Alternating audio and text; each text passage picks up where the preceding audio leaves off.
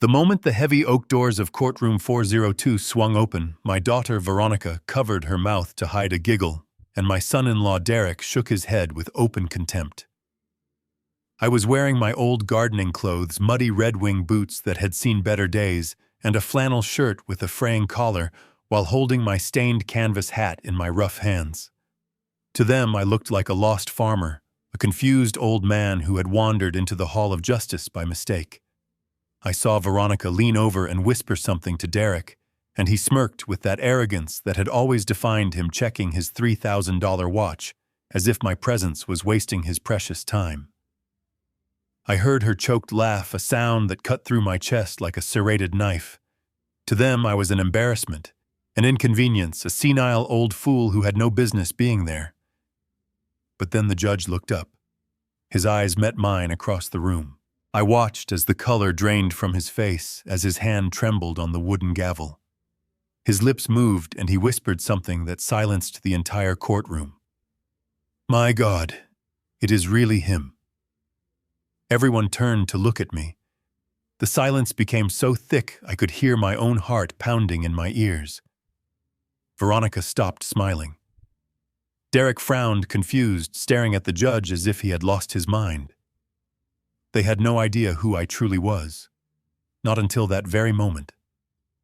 Because to them I was just Gus, the old man who lived in a little farmhouse on the edge of town, the man they had ignored for years, the obstacle they now wanted to declare incompetent, so they could take everything I had built. But what they did not know was that this courtroom had been my hunting ground for 35 years, that every corner of this building held my secrets, and that the man sitting behind that bench owed me his entire career. If you have ever felt that your own family cast you aside, that they treated you as if you were invisible, as if everything you had sacrificed for them was worthless, then you know exactly how I felt that morning. Let me take you back to the moment I walked through those doors just 2 minutes earlier. It was 8:55 in the morning on a Tuesday. The air in the hallway smelled of floor wax and stale coffee. My boots squeaked against the polished marble floor, leaving faint trails of dried mud with every step. I did it on purpose. I wanted them to see the dirt. I wanted them to see the poverty they thought I lived in. I walked down the center aisle, my back slightly hunched, not from age but from the weight of the betrayal I was carrying. On the left side of the room sat my daughter Veronica. She was wearing a cream-colored designer suit that probably cost more than my truck. Her hair was perfectly styled, and her makeup was flawless, covering any trace of the little girl I used to carry on my shoulders. When she saw me, she didn't wave. She didn't smile with warmth. She just let out that little cruel laugh. It was a laugh of disbelief. She turned to her husband, and I could read her lips perfectly. "Can you believe he wore that?" Next to her sat Derek Vance, my son-in-law. He was busy typing something on his phone, probably checking the odds on a sports bet or texting one of his mistresses. He looked up for a fraction of a second, saw my flannel shirt, and rolled his eyes. He reached out and brushed an invisible speck of dust off the lapel of his Armani suit. That gesture told me everything. In his mind, I was already dust. I was already gone.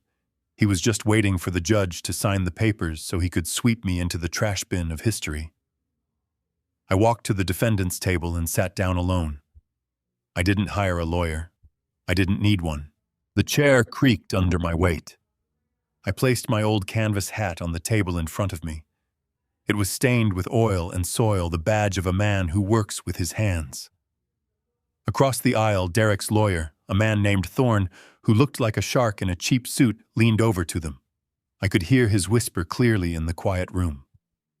"Do not worry, folks. This will be over in 10 minutes. The old man does not even have representation. He is visibly disoriented. Look at how he is dressed. We will have that power of attorney signed before lunch." I stared straight ahead at the empty judge's bench. I did not feel shame for my clothes. I felt a deep burning shame for my failure as a father. I had raised Veronica to value character, but somewhere along the way she had started valuing price tags instead. I had let a wolf like Derek into the sheepfold, and now he was trying to eat the shepherd. I felt a vibration in my pocket. It was my old flip phone. I ignored it. I knew it was probably a notification from the bank reminding me that my accounts were still frozen thanks to the court order my own children had filed. "All rise," the bailiff bellowed, his voice bouncing off the high ceiling.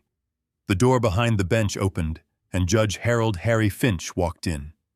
He was a stern man known for his zero-tolerance policy on courtroom theatrics.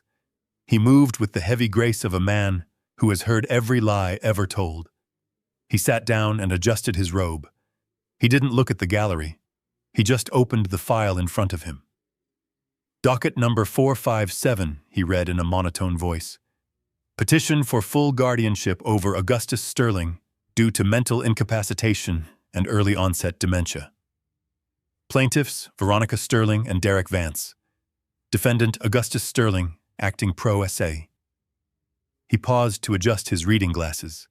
He picked up a pen ready to make a note. Then he looked up.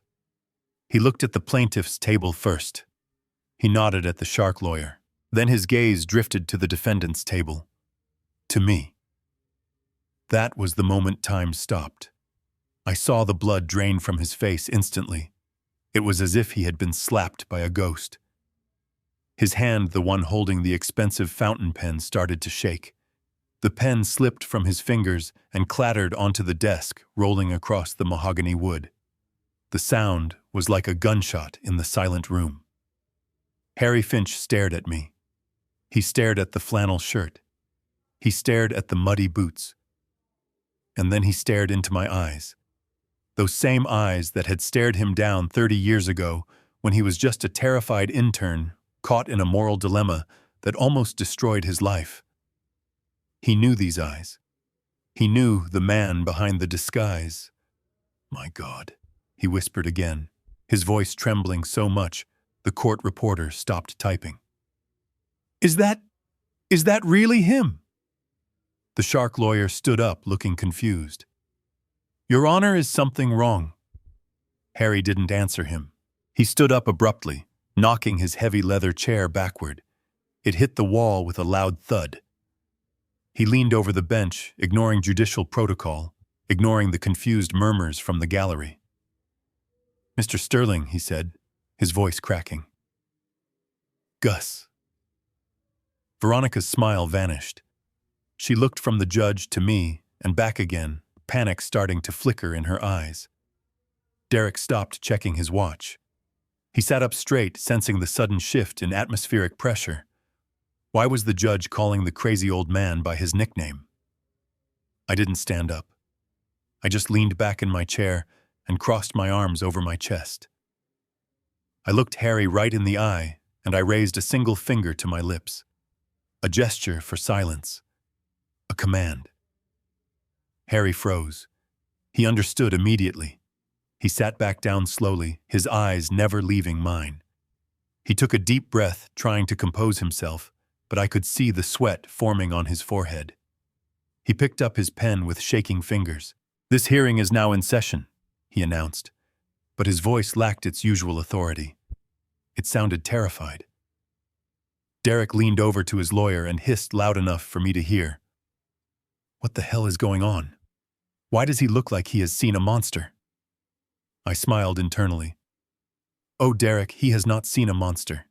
He has seen the silencer. And you are about to find out exactly why they used to call me that." But before the gavel could come down, before the first lie could be told by my ungrateful daughter, my mind drifted back. I needed to remember how we got here. I needed to remember the exact moment the trap was set. It wasn't today. It wasn't in this courtroom. It started exactly 3 months ago on a rainy Saturday night at a dinner that was supposed to be a celebration, but turned into an execution. The memory hit me with the force of a physical blow. The smell of rain. The taste of expensive champagne that tasted like vinegar. The look in Veronica's eyes when she handed me the envelope. 3 months ago, I was just Gus the retiree. I drove my 1995 Ford pickup truck 2 hours through a storm to get to their estate in the gated community of Oakwood Hills. It was my 70th birthday. Veronica had called me a week before, her voice sweet like honey, asking me to come over for a small family dinner. "Just us, Daddy," she had said. "No fuss. Just family." I should have known better. I should have heard the false note in her voice. But a father wants to believe his child loves him. So I put on my best Sunday shirt, polished my boots, and wrapped up the only thing of value I had left to give the antique gold pocket watch that had belonged to my grandfather. I wanted to give it to Derek as a peace offering, a sign that I accepted him as the head of the family. I parked my truck between Derek's Mercedes and Veronica's Range Rover. My old truck looked like a rust bucket sitting next to spaceships. I took a deep breath, grabbed the small gift box, and walked to the front door. I didn't know it then, but I wasn't walking into a birthday party. I was walking into an ambush, and the man who walked out of that house later that night would not be the same man who walked in. The old Gus was about to die, and Augustus Sterling, the legend of Wall Street, was about to be reborn from the ashes of a father's broken heart. The rain that night was relentless, beating against the cracked windshield of my 1995 Ford F-150 like 1,000 tiny hammers trying to break in. I remember gripping the steering wheel, my knuckles white not from the difficulty of driving, but from the sheer anxiety of what lay ahead. It was a 2-hour drive from my small farmhouse on the outskirts of town to the gated community of Oakwood Hills, where my daughter Veronica lived with her husband Derek. The guard at the security booth looked at my rusted truck with open suspicion, taking his sweet time to verify my name on the guest list, even though I had been there a dozen times before. I didn't blame him. In a neighborhood where Bentleys and Teslas were as common as mailboxes, my old workhorse looked like an intruder. I reached into my breast pocket and patted the small velvet box sitting there. Inside was my grandfather's antique pocket watch, solid gold, with an inscription on the back that read, "Time waits for no man, but honor endures forever." It was the most valuable thing I owned, not in terms of money, but in terms of soul. I had brought it as a peace offering for Derek. I knew he looked down on me. I knew he thought I was just a simple old man playing in the dirt. But I hoped that giving him this heirloom would bridge the gap between us. I wanted to show him that I accepted him as the protector of my daughter. I wanted to believe that we could be a family. I parked the truck far away from the front entrance, so I wouldn't drip oil on their pristine cobblestone driveway. I took a deep breath, grabbed the gift, and ran through the rain to the massive double doors. Veronica opened them before I could knock. She didn't hug me. She looked down at my feet immediately. "Daddy, please take off those boots outside," she said, her voice tight. "We just had the white marble in the foyer polished, and I do not want mud everywhere." That was my hello. "Happy 70th birthday, Gus. Now take off your boots and do not ruin my floor." I did as I was told, leaving my boots on the porch and stepping inside in my socks. The house was magnificent and cold. It felt less like a home and more like a museum where you were afraid to touch anything. The air conditioning was set so low it made the hair on my arms stand up. Derek was in the living room pouring himself a glass of amber liquid that probably cost more than my monthly grocery budget. He didn't offer me any. "Well, look who made it," he said, flashing that shark-like smile that never reached his eyes. "The country mouse comes to the city." "Happy birthday, Gus. You made good time for driving a heap of scrap metal." I forced a smile and handed Veronica a bottle of wine I had brought. It wasn't expensive, but it was a good vintage from a local vineyard I trusted. She looked at the label with a faint sneer and set it on a side table where it would likely stay until they threw it out. "Let us eat," she said. "The caterers are waiting." Dinner was a display of wealth without warmth. We sat at a dining table long enough to land a plane on eating tiny portions of food I couldn't pronounce. Derek spent the entire meal talking about himself. He was a developer, or so he claimed. He launched into a monologue about his latest project, Vance Heights. "It is going to be revolutionary, Gus," he said, waving his fork around. "Luxury eco-living.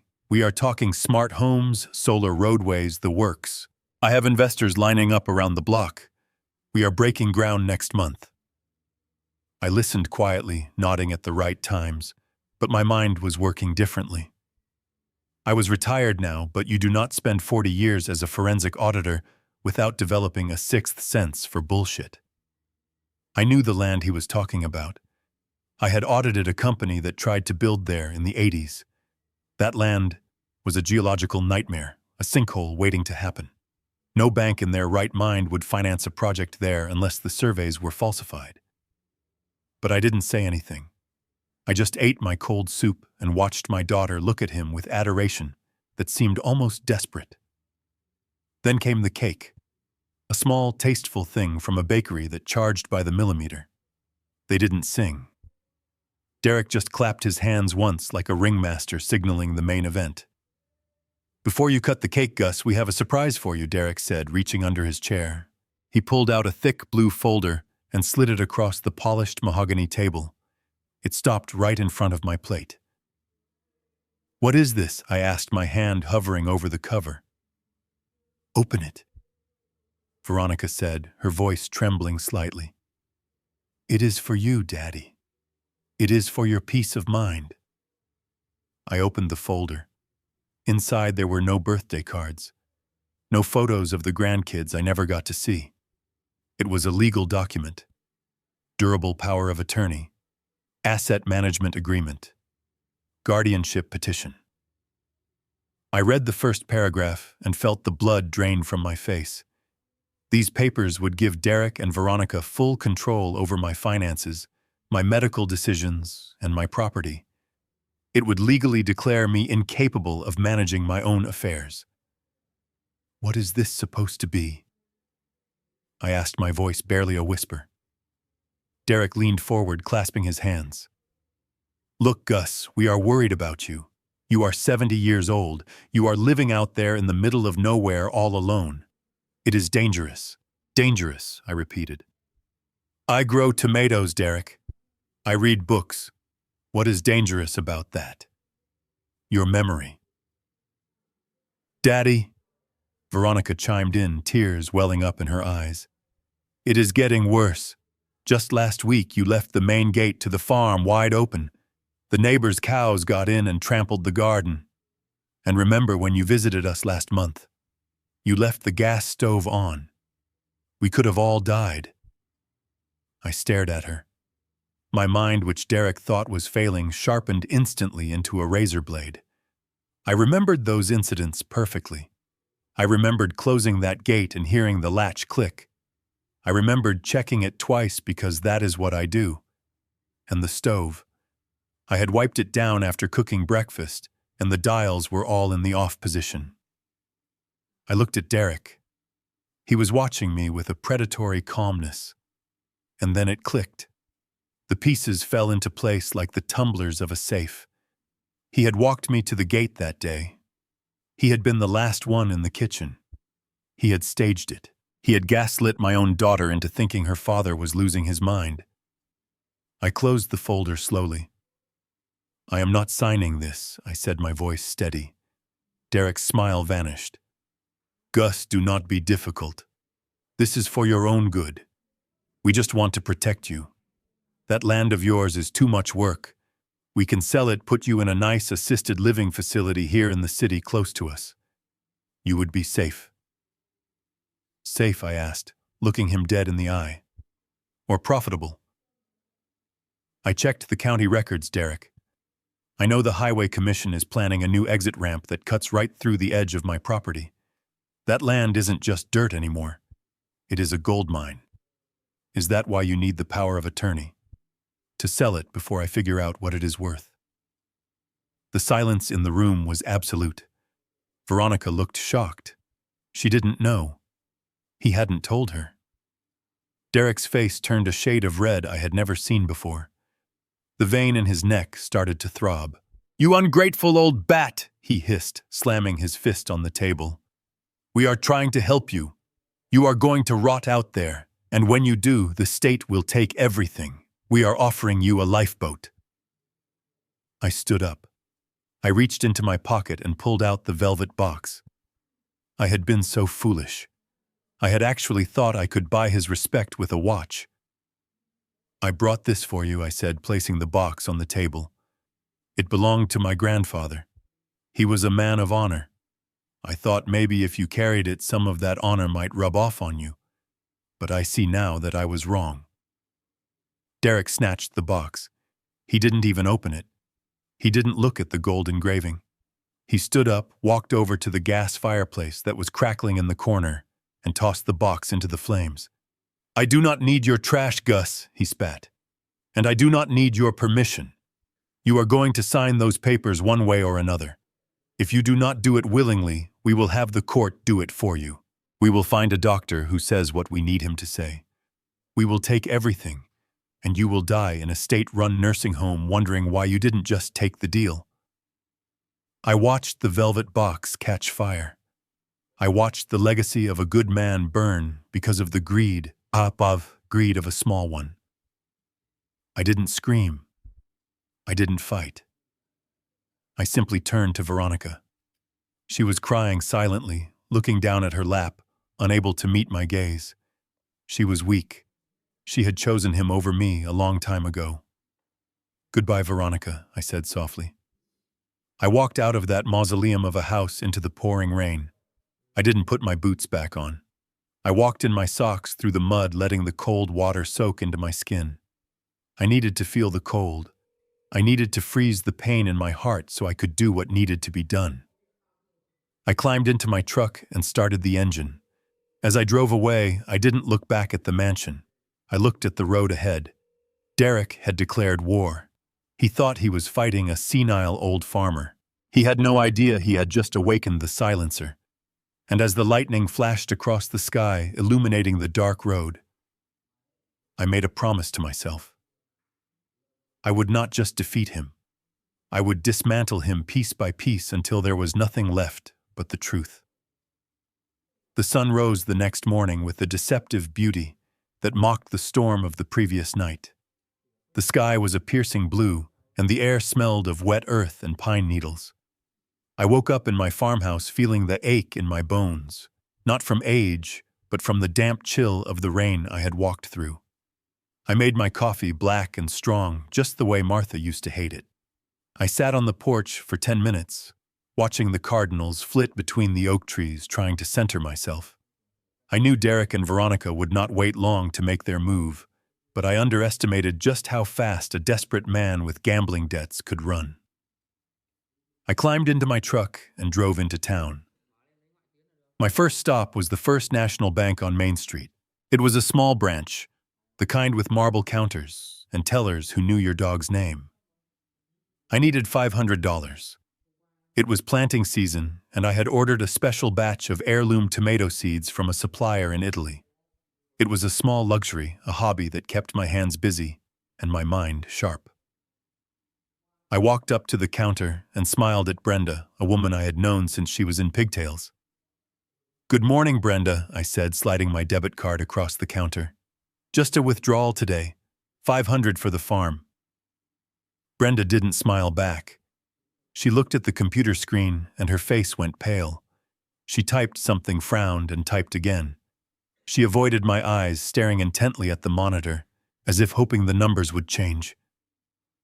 "Mr. Sterling," she said, her voice barely a whisper. "I am so sorry. The system, it is not letting me process this."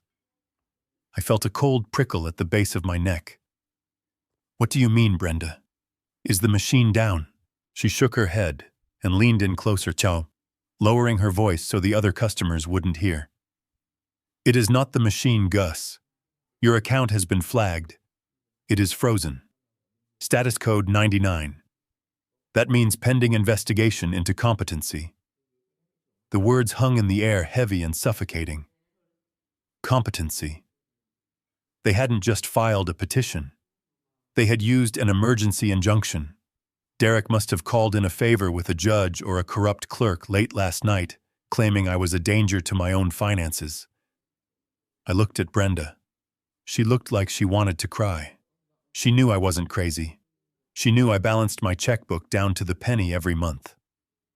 "Who authorized this?" I asked, my voice calm but hard as flint. "It says here the order came from the legal guardians pending court approval. Veronica Sterling and Derek Vance. They claimed you were making erratic large withdrawals and falling victim to scams. I had not withdrawn a dime in 2 weeks. It was a lie, a fabrication designed to starve me out." I thanked Brenda because it was not her fault and walked out of the bank. My hands were steady, but my blood was boiling. I reached into my pocket to grab my cell phone. I needed to call Harrison, my lawyer. I needed to unleash the dogs of war. I flipped open the phone and dialed Harrison's number. The call didn't go through. Instead of the ringing tone, I heard a recorded mechanical voice. "We are sorry, but this service has been suspended at the request of the account holder." I stared at the phone. I had forgotten. Years ago, Veronica had convinced me to get on a family plan. It was cheaper, she said. It was easier for her to pay the bill and have me reimburse her. I had agreed because I didn't care about phone bills. Now I realized it wasn't about convenience. It was about control. She had cut me off. No money, no communication. They were trying to isolate me to make me feel small and helpless, so I would come crawling back to them, begging for their mercy. I felt a sudden pang of hunger. I hadn't eaten dinner the night before, and my stomach was growling. I decided to go to the grocery store. I had $20 in my wallet, enough for a loaf of bread, some eggs, and maybe a newspaper. I needed to feel normal. I needed to perform a simple human act, like buying food, to prove to myself that I still existed. I walked into the market and picked up a loaf of sourdough and a carton of milk. I stood in line behind a young mother with a crying baby. When it was my turn, I handed the cashier my credit card. I knew the bank account was frozen, but I hoped the credit card, which was issued by a different bank, might still work. The cashier swiped it. Declined. She swiped it again. Declined. "Sir, do you have another form of payment?" She asked loud enough for the line behind me to hear. I felt the heat rise in my cheeks. It wasn't shame. It was fury. I was Augustus Sterling. I had audited multinational corporations. I had forced CEOs to resign in disgrace. I owned a silent stake in the very bank that had just declined my card. And here I was standing in a grocery store, unable to buy a loaf of bread because my son-in-law needed to cover his gambling losses. I put the $20 bill on the counter. "Keep the change," I said. I took the bread and walked out, leaving the milk behind. I sat in my truck and ate a piece of dry bread, my jaw aching with the effort of chewing. It tasted like ash. This was what they wanted. They wanted to reduce me to this, a scavenging animal. I drove back to the farm. I needed to regroup. I needed to access my secure laptop and bypass their blockade. But as I turned onto the gravel road that led to my property, I saw it. A sign. It was brand new, bright orange, and staked firmly into the ground right next to my mailbox. Large black letters screamed at me. Property in dispute. Legal guardianship pending. No trespassing. They had moved faster than I thought possible. They were trying to stake a claim on my land before I could even fight back. I parked the truck and ripped the sign out of the ground, throwing it into the bed of the pickup. I walked into my house. It felt different now. It didn't feel safe. It felt like a fortress under siege. I went straight to the master bedroom. I pushed aside the heavy oak dresser that had belonged to Martha. Behind it, near the floorboard, was a small panel that looked like part of the molding. I pressed a hidden latch, and it popped open. Inside was a dusty green metal ammunition box. I pulled it out and set it on the bed. My hands were covered in dust, but they didn't shake. I opened the latch. Inside was my emergency fund. I was a forensic auditor.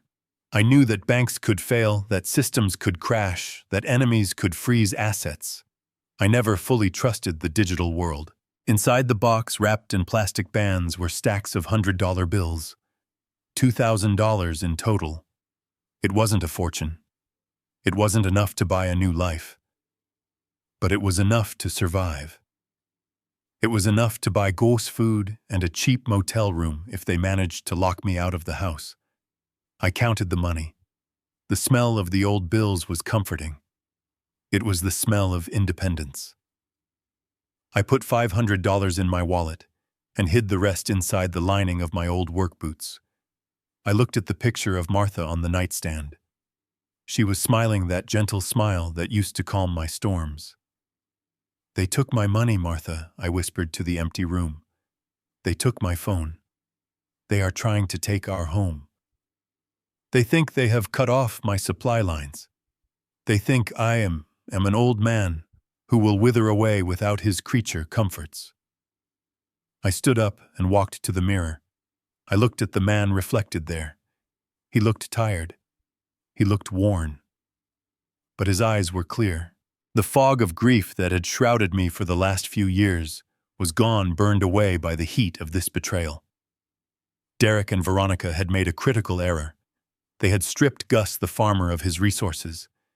But in doing so, they had forced me to dig up Augustus Sterling. They thought they were burying me. They didn't realize they were planting a seed. And that seed was about to grow into a tree of poisonous fruit that they would be forced to eat. I grabbed a duffel bag. I packed 3 days of clothes, my secure laptop, which I kept offline for exactly this reason, and a small digital recorder. I wasn't going to wait for them to come with the sheriff to evict me.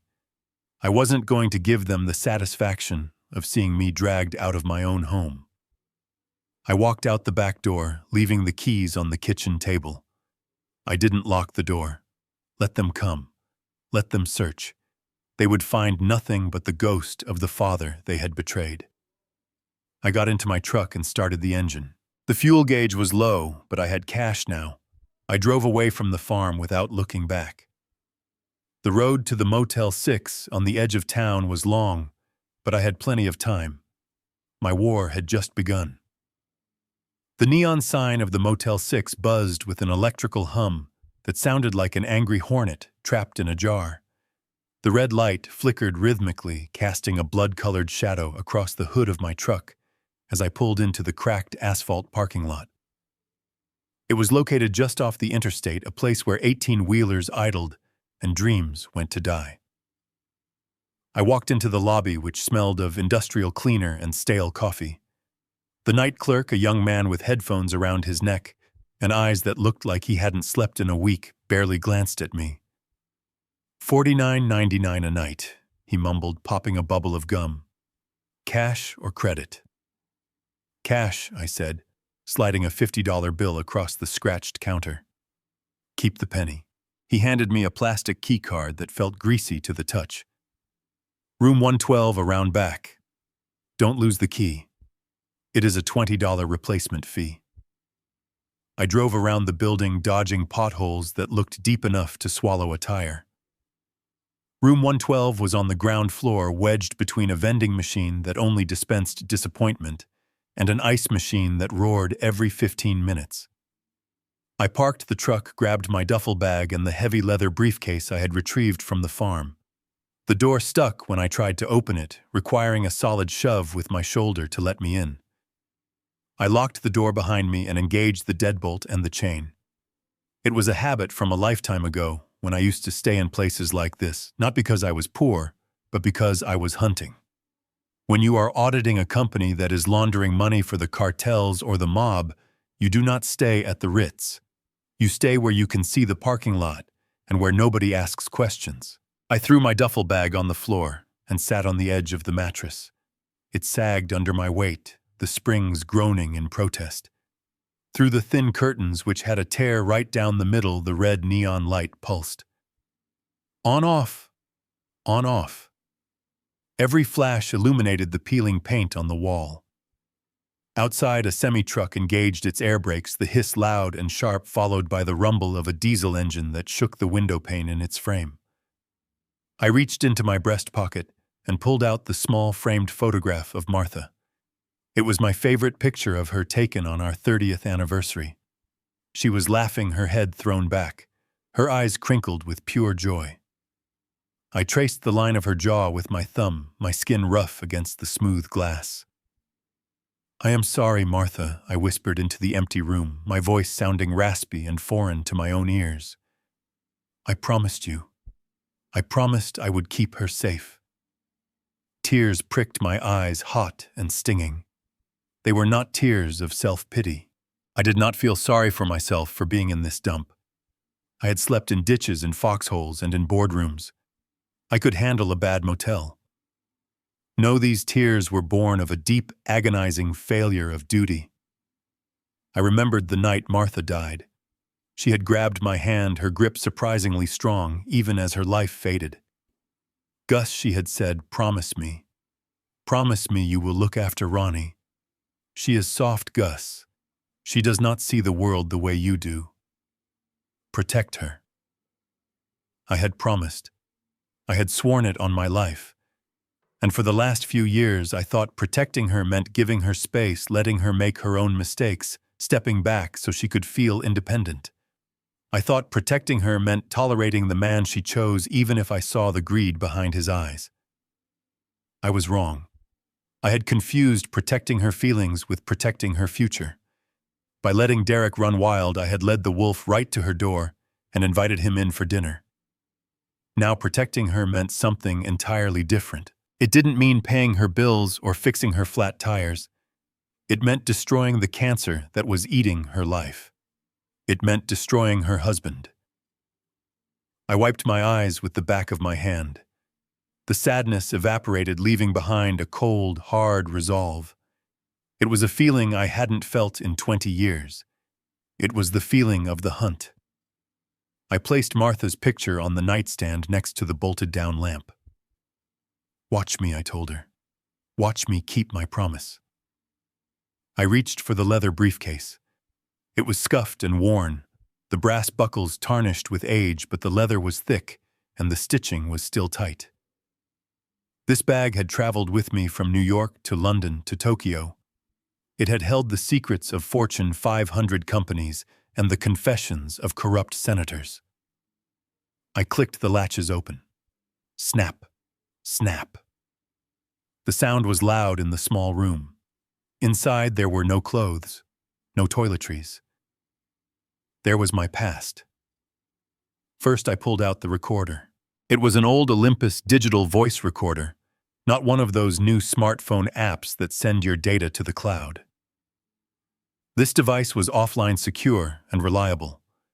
I checked the batteries. Full charge. It was ready to catch every lie, every slip-up, every whisper Derek thought was safe. Next, I pulled out the ledger. It was a black moleskin notebook, the pages graph paper. I never trusted digital spreadsheets for the initial analysis. Handwriting slows the mind down, makes you see the patterns, the anomalies. When you write a number down, you feel its weight. I placed a silver Parker Jotter pen next to it. The click of that pen used to make CFOs sweat. Finally, I reached into the bottom of the bag and pulled out the beast. It was a Panasonic Toughbook, a military-grade laptop that looked more like a brick than a computer. It was thick, heavy, and ugly. It didn't have a webcam. It didn't have Bluetooth. The Wi-Fi card was physically switched off by a toggle on the side. It ran a custom operating system I had built myself decades ago. A Linux kernel stripped down to the bone, designed for one thing only: forensic data extraction and analysis. I set the laptop on the small round table near the window. I plugged it in. The screen flickered to life with a terminal prompt green text on a black background. No icons, no friendly user interface, just raw command lines waiting for input. I sat in the uncomfortable wooden chair, my fingers hovering over the keyboard. The red neon light from outside bathed the room in a sinister glow. I wasn't Gus the gardener anymore. I wasn't the old man who forgot to close the gate. I was Augustus Sterling, the silencer. I cracked my knuckles. The sound was sharp like a pistol slide racking back. "Let us see what you are hiding, Derek," I whispered. I typed in my password, a string of 30 random characters that I had memorized 25 years ago. The system unlocked. I opened a new file in the directory and named it simply Target Vance. The first step wasn't hacking. It was information gathering, public records, tax liens, court filings, things that didn't require a warrant, just patience and knowing where to look. I connected the laptop to the internet using a secure encrypted dongle I kept in a hidden compartment of the bag. The connection was slow but invisible. I started typing. The rhythm of the keys was my heartbeat now. I felt the adrenaline knowing that somewhere out there Derek was probably laughing, drinking my wine thinking he had won. He didn't know that the game had just changed. He was playing checkers thinking he was a king. I was playing three-dimensional chess, and I was about to remove his board from the table entirely. The truck horns outside faded into background noise. The smell of smoke disappeared. The only thing that existed was the data, the numbers, the truth, and the truth was about to set me free and put Derek in a cage. I looked at Martha's picture one last time. "Sleep well, my love," I said. "I have work to do." The digital clock on the dashboard of my truck glowed a dull green, reading 3:03 in the morning. The world was asleep, but I was wide awake, my veins pumping with a cold, steady rhythm that I hadn't felt since the late 90s. I pulled into the rear service entrance of the generic office park where Derek leased his corporate suite. It was a soulless glass building off the highway, the kind of place that housed dental supply companies and fly-by-night telemarketing firms. Derek called it the global headquarters of Vance Development. I called it a crime scene waiting to be processed. I parked the truck in the shadows behind a row of industrial air conditioning units. The hum of the compressors masked the sound of my door closing. I pulled on a pair of thick nitrile gloves and grabbed a small heavy-duty flashlight. I didn't need a search warrant. I didn't need a badge. The Supreme Court had ruled decades ago that once trash hits the curb, it is public property. And Derek, for all his pretenses of being a sophisticated businessman, was lazy. He was the kind of man who thought he was too important to shred his own mistakes. I walked up to the large metal dumpster labeled with his suite number. It smelled of rot and damp cardboard. I didn't hesitate. I hoisted myself up, grabbing the rusty rim, and swung my legs over. I landed on a pile of black plastic bags with a soft crunch. For a man of 70, my knees protested, but my adrenaline silenced them. I was in the belly of the beast. I wasn't looking for everything. I was looking for the telltale signs of executive panic. I ignored the bags that felt light and full of paper cups. I was looking for the heavy, dense bags usually thrown out directly from the private office. I found 3 of them tied tight with expensive red drawstrings. I tossed them over the side of the dumpster, climbed out, and loaded them into the bed of my truck, covering them with a tarp. The whole operation took less than 8 minutes. Back at the Motel 6, I transformed the small round table into a forensic laboratory. I pulled the curtains tight and engaged the deadbolt. I laid out a clean white sheet I had brought from the farm and dumped the contents of the first bag. The smell hit me instantly. It wasn't just garbage. It was the smell of stress. Stale, high-end espresso dregs, half-eaten bagels that had gone rock hard, and empty blister packs of stomach ulcer medication. I sifted through the mess, my movements precise and methodical. Most people see trash. An auditor sees a timeline. An auditor sees the story of a man unraveling. I found what I was looking for at the bottom of the second bag. Derek had tried to destroy the evidence, but he had done it with the impatience of a child. He hadn't used a cross-cut shredder. He had simply torn the documents into quarters and eighths, violently ripping them apart, as if the paper itself had offended him. Then he had soaked them in coffee grounds, hoping to make them unreadable. Amateur, I whispered to myself. I spent the next 4 hours with a pair of tweezers and a roll of matte Scotch tape. Under the harsh light of the motel desk lamp, I pieced the papers back together, like a jigsaw puzzle from hell. My eyes, which Derek thought were failing, scanned the lines of ink with the precision of a laser. The first document I reconstructed was a bank statement from a Cayman Islands shell company called DV Holdings. Derek had bragged at dinner that he had millions in offshore liquidity. The statement told a different story. The balance was negative, heavily negative. There were wire transfers going out to online gambling sites, amounts that would make a normal man vomit. 50,000 here, 100,000 there. All losses. But that was just the appetizer. The main course was a series of crumpled invoices and emails printed out, and then angrily balled up. I smoothed them out using the edge of my lighter to flatten the creases. They were regarding the Vance Heights project. Derek had sold the dream of a luxury, eco-friendly community. He had taken deposits.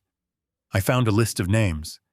20 families, retirees, young couples. They had each put down $50,000 to $100,000 for homes that were supposed to be built on my land. Then I found the permits, or rather, the rejection letters. The county had denied his zoning application 6 months ago. The land was designated as a protected watershed. He couldn't build a doghouse on that land, let alone a subdivision. But he hadn't told the investors that. He was still taking their money. I pinned the papers to the wall, creating a map of his deception. It was a classic Ponzi scheme. He was using the deposit money from the new investors to pay the monthly interest on his personal debts and to keep up the appearance of wealth. The Mercedes, the dinners, the suits, it was all paid for with stolen money.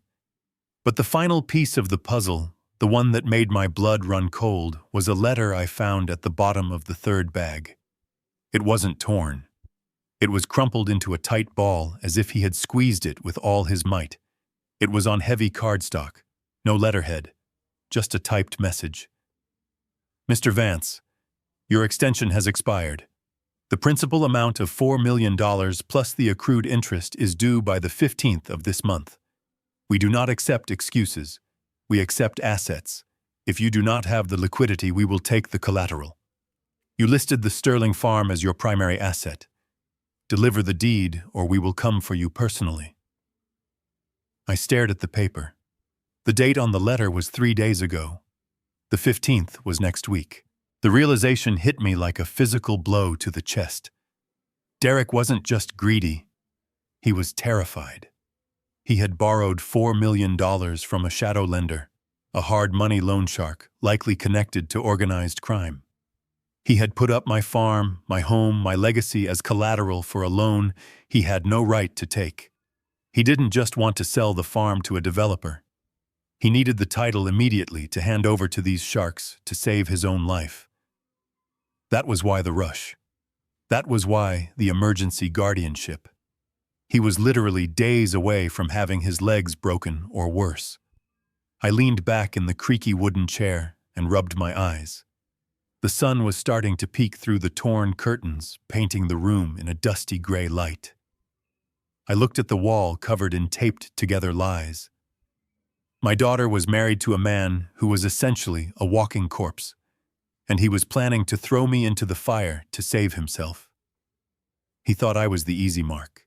He thought he could just sign my name, hand over the deed, and walk away clean while I rotted in a state facility. I picked up the demand letter. $4 million. To a man like Derek, that was an insurmountable mountain. To Augustus Sterling, the man who silently owned shares in the very financial institutions that tracked these kinds of shadow movements, it was just a number that I could use as a weapon. I reached for my secure laptop. I needed to know who was behind this loan. I needed to trace the routing number at the bottom of the demand letter. I typed in the code, my fingers flying across the keyboard. The terminal window scrolled with green text. It took me 10 minutes to find the shell company behind the loan. It was a subsidiary of a subsidiary, but the trail led back to a private equity firm in Chicago, notorious for predatory lending. And the beautiful irony was that my investment portfolio held a significant silent position in their parent company. I wasn't just his father-in-law. I wasn't just his victim. Technically, I was his boss's boss's boss. I looked at the clock. It was 7 in the morning. The banks would open in 2 hours. I had enough evidence here to send Derek to prison for 20 years for fraud, embezzlement, and larceny. But prison was too easy. Prison was safe. Derek had tried to humiliate me. He had tried to strip me of my dignity. I wanted him to feel the fear he had inflicted on me.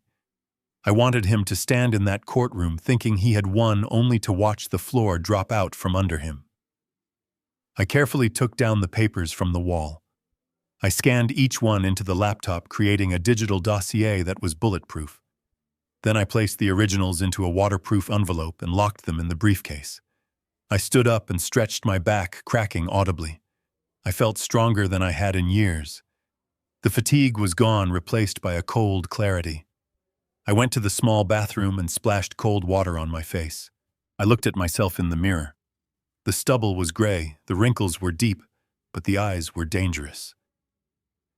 "You picked the wrong farmer, Derek," I said to the reflection. I packed up my equipment. I had the ammunition. Now I needed to set the stage.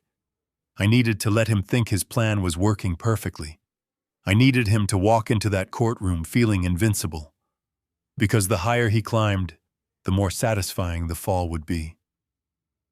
I grabbed my hat, put on my flannel shirt, and walked out into the morning light, ready to play the role of the helpless old fool one last time. The morning sun did not bring warmth, it only brought clarity. After a sleepless night in the motel room surrounded by the reconstructed evidence of Derek's financial ruin, I knew I was missing one final piece of the puzzle. I knew Derek was desperate, and I knew he was broke, but I still did not understand why he had targeted my farm specifically. There were plenty of other assets he could have tried to liquidate. Why my land? Why now? To the untrained eye, my property was just 80 acres of scrub oak and rocky soil on the wrong side of the county line. It was good for growing tomatoes and raising a few chickens, but it was hardly the kind of asset that could cover a $4 million gambling debt. Unless I was missing something. Unless the land wasn't just land. I packed my laptop into the briefcase, left the motel, and drove to the county public library. It was the only place where I could access the city planning archives without raising suspicion. The internet is good for surface information, but if you want the deep secrets, the kind that are buried in the basements of bureaucracy, you have to look at the physical maps. You have to look at the blueprints that haven't been digitized yet. I walked into the reference section, the smell of old paper and dust filling my lungs. It was a familiar scent. I had spent half my career in rooms like this, hunting down assets that CEOs tried to hide in the footnotes of history. I asked the librarian for the master zoning file and the proposed infrastructure development plans for the next fiscal decade. She looked at me over her glasses, probably wondering why an old man in a flannel shirt cared about municipal zoning, but she handed over the heavy binders anyway. I took them to a table in the back corner, away from the prying eyes of the few students studying for exams. I opened the binder for my district. At first glance, everything looked normal. My land was zoned agricultural, just as it always had been. But then I cross-referenced it with the state infrastructure proposal, a document that had been filed only 2 weeks ago and was currently buried in a subcommittee waiting for approval. And there it was, a thick red line cutting right across the map. My heart skipped a beat. It wasn't a sinkhole, and it wasn't an aquifer. It was something far more lucrative. The state was planning a bypass, a massive expansion of Interstate 44, designed to relieve the congestion downtown. And right there on page 214 was the proposed location for the main interchange, the exit ramp, the logistics hub. It was laid out perfectly. The off-ramp curved directly into the heart of my property. I sat back in the hard wooden chair and let out a low whistle. My land was no longer just a farm. In the eyes of a developer, it was the future gateway to the city. Once that highway was approved, my 80 acres would be rezoned from agricultural to commercial industrial. It would be the perfect location for a massive distribution center, a luxury outlet mall, or a hotel complex. I did the mental math quickly. As farmland, it was worth maybe $500,000 on a good day. As a prime commercial interchange with direct highway access, it was worth at least $150,000 an acre. $12 million. My hands shook slightly as I turned the page. The value wasn't speculative. It was imminent. The proposal was scheduled for a final vote in the state Senate in 45 days. Once that vote passed, the land value would skyrocket overnight. Derek knew. Somehow, that snake knew. He probably had a buddy in the planning commission, or he had overheard a tip at one of his high-stakes poker games. He knew that if he could get control of the land now, he could flip it for a fortune in 2 months. But that still didn't explain the rush. Why the emergency guardianship? Why the frantic ambush at my birthday party? If the vote wasn't for 45 days, he had time. I dug deeper. I went to the public computer terminal and logged into the county clerk's database using a guest pass. I searched for any recent filings related to my address. Nothing under my name. Nothing under Derek's name. So I searched for the shell company I had found in his trash. DV Holdings. And there it was. A document filed just 10 days ago. It was a memorandum of understanding, a pre-sale contract. Derek had already sold the land. He had signed a contract with a massive commercial real estate conglomerate out of Chicago. He had promised to deliver the deed to my farm along with the mineral and water rights within 30 days in exchange for a signing bonus of $4 million and a back-end payout of $8 million once the highway bill passed. The contract was brutal. It had a performance clause. If Derek failed to deliver the clear title by the deadline, he would be in breach of contract.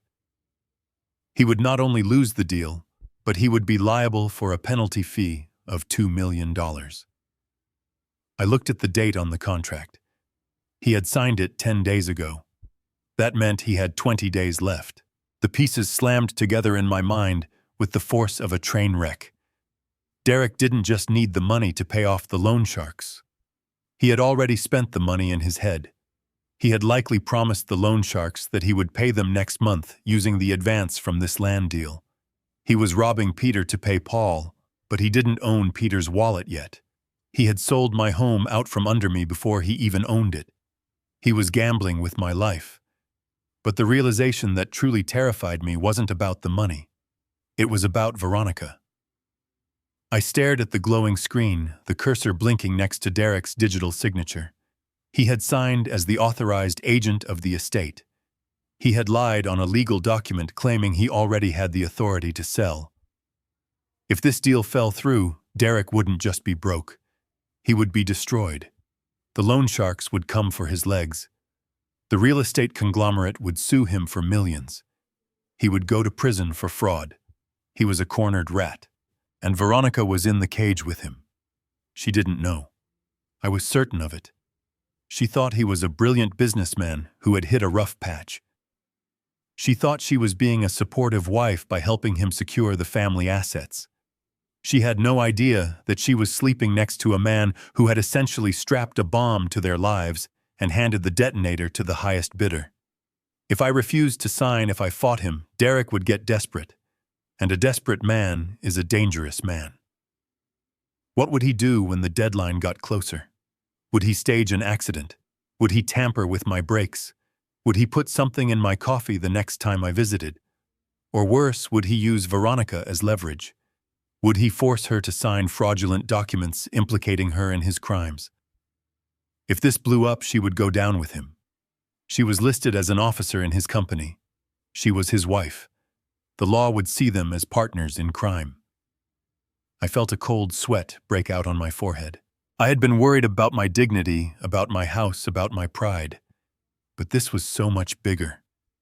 My daughter was living on top of a volcano, and the ground was already smoking. I closed the browser window and wiped my history. I walked out of the library into the bright afternoon sun, but I felt like I was walking through a graveyard. I got back into my truck and sat there for a long time staring at the steering wheel. I had the evidence. I had the motive. I knew exactly what his plan was. He needed me declared incompetent so he could sign the transfer of deed as my guardian.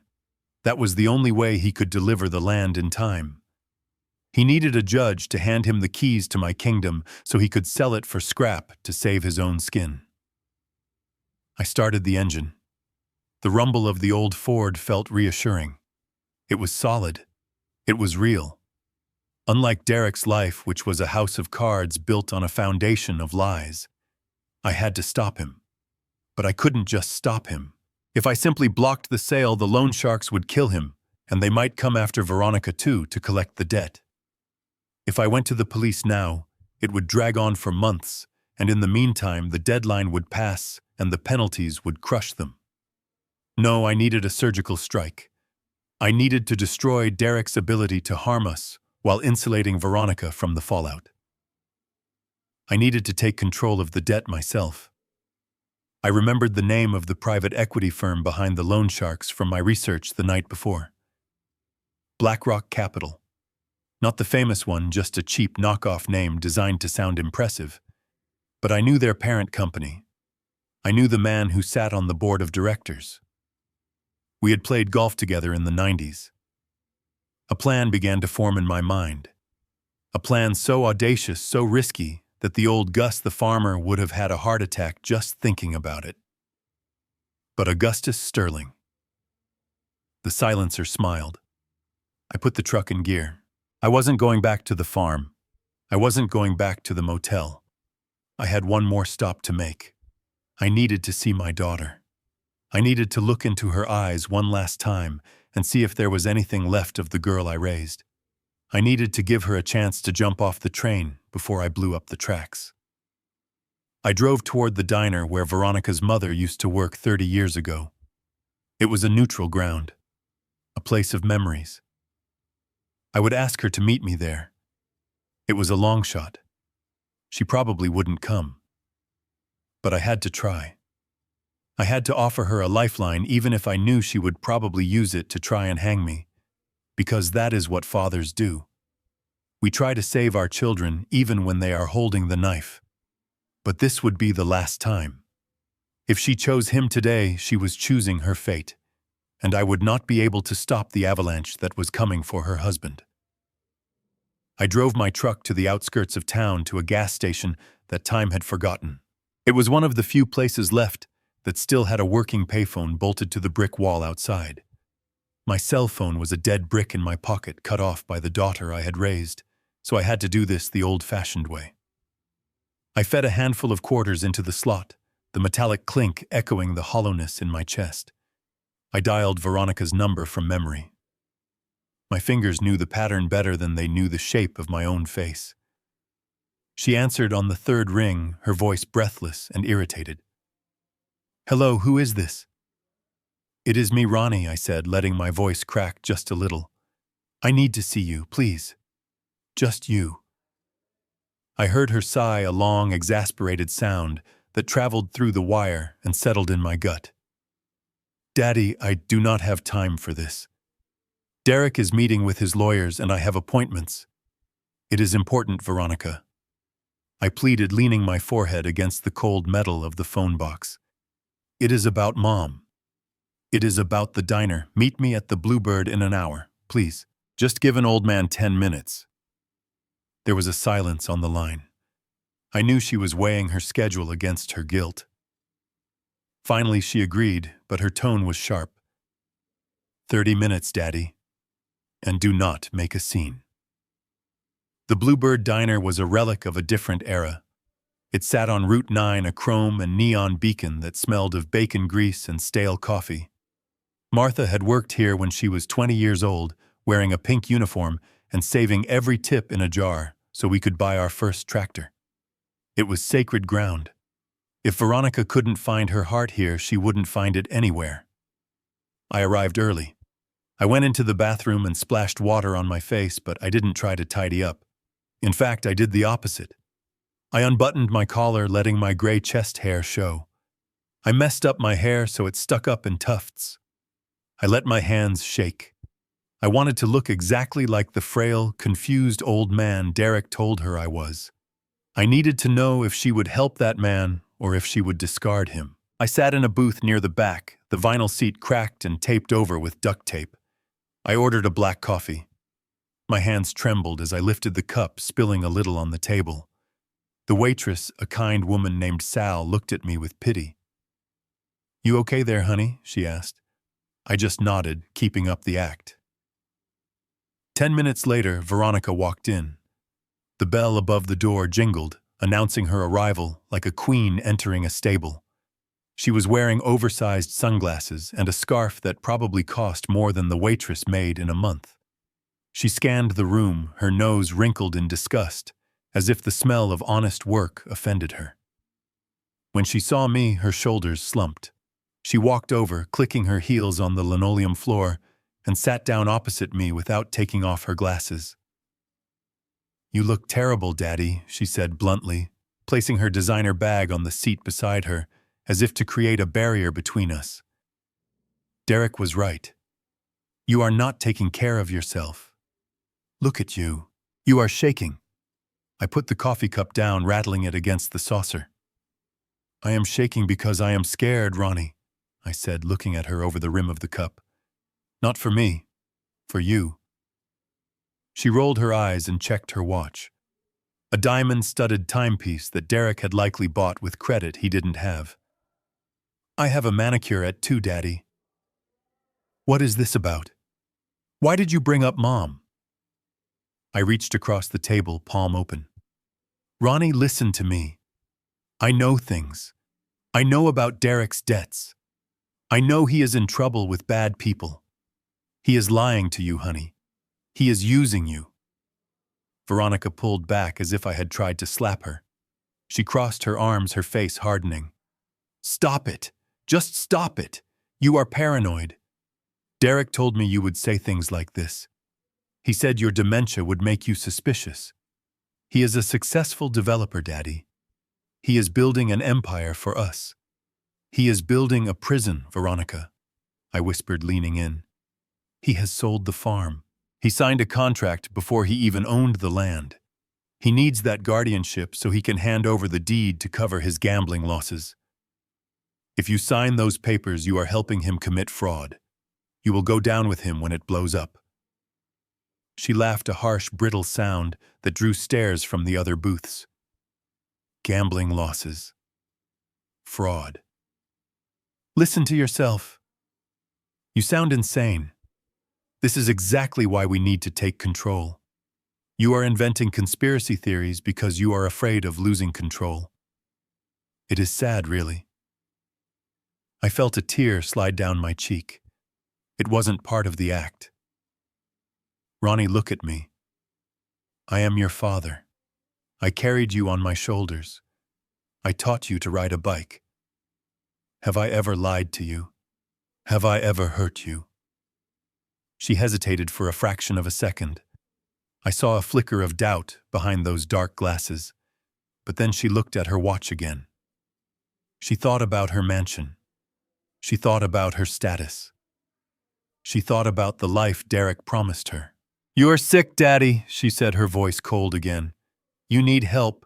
Professional help." I took a deep breath. I had one card left to play. The most dangerous one. "Leave him, Ronnie," I said, my voice steady and low. "Leave him today. Pack a bag. Come with me. I will take care of you. I have resources you do not know about. I can protect you. We can fix this. Just you and me. Like before." She stared at me. For a moment I thought I had reached her. I thought the daughter who used to bring me lemonade in the garden was still in there somewhere. But then she shook her head, a look of pity and disgust crossing her face. "Resources," she scoffed. "You cannot even buy a sandwich, Daddy. Your account is frozen. You are living in a motel. I saw your truck outside. It is an embarrassment." She reached into her purse. I watched her movements in slow motion. She pulled out a crisp leather wallet and extracted a single $100 bill. She folded it in half and slid it across the table, avoiding my hand as if I were contagious. "Here," she said, her voice dripping with condescension. "Take this. Get yourself a hot meal and maybe a haircut. And stop this nonsense." I looked at the money.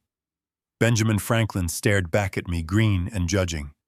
It was a handout, a bribe, a way to pay off her conscience so she could go get her nails done without thinking about her father rotting in a motel room. "Do not embarrass me anymore," she hissed, leaning in close. "Sign the papers, Daddy. Do it for your own good. We found a lovely facility for you. It is high-end. They have a garden. You can grow your tomatoes there and stop worrying about things you do not understand. Derek is trying to save you from yourself. Stop fighting him." She stood up, smoothing her skirt. "I have to go. My nail tech charges for cancellations." She turned and walked away. The bell jingled again. She didn't look back. She walked out of this diner, out of my life, and straight back into the arms of the man who was using her as a human shield. I sat there for a long time, staring at the $100 bill. The waitress Sal came over with the coffee pot. She looked at the money, then at me. "Kids break your heart, do not they?" she said softly, pouring me a refill. I picked up the bill. My hand wasn't shaking anymore. The tremor was gone. The fear was gone. The hope was gone. "Yes, Sal," I said, my voice clear and strong. "They do. But sometimes you have to let them break so you can fix them properly." I folded the bill neatly and placed it in the breast pocket of my flannel shirt right over my heart. I wasn't going to spend it. I wasn't going to buy food with it. I was going to keep it. It was a receipt for the transaction that had just occurred. My daughter had just sold her father for a manicure and a lie. I stood up and dropped a $20 bill on the table for the coffee. I put my hat on, pulling the brim low. I walked out of the Bluebird Diner. The sun was shining, but the world felt gray. I walked to the payphone one last time. I had one more call to make.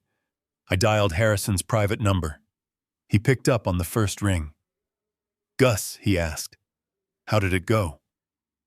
I looked at the diner where my wife used to work, where my daughter had just treated me like a beggar. "It is done, Harry," I said, my voice devoid of emotion. "Initiate the Phoenix Protocol. Let them win the preliminary hearing. Let them think I am weak. Let them drag me into that courtroom." "Are you sure?" Gus Harrison asked. "Once we start this, there is no going back. She is your daughter." I patted the pocket with the $100 bill. "I have no daughter," I said. "Not anymore. I only have a defendant." I hung up the phone. The line went dead, and so did the last remnant of the man I used to be.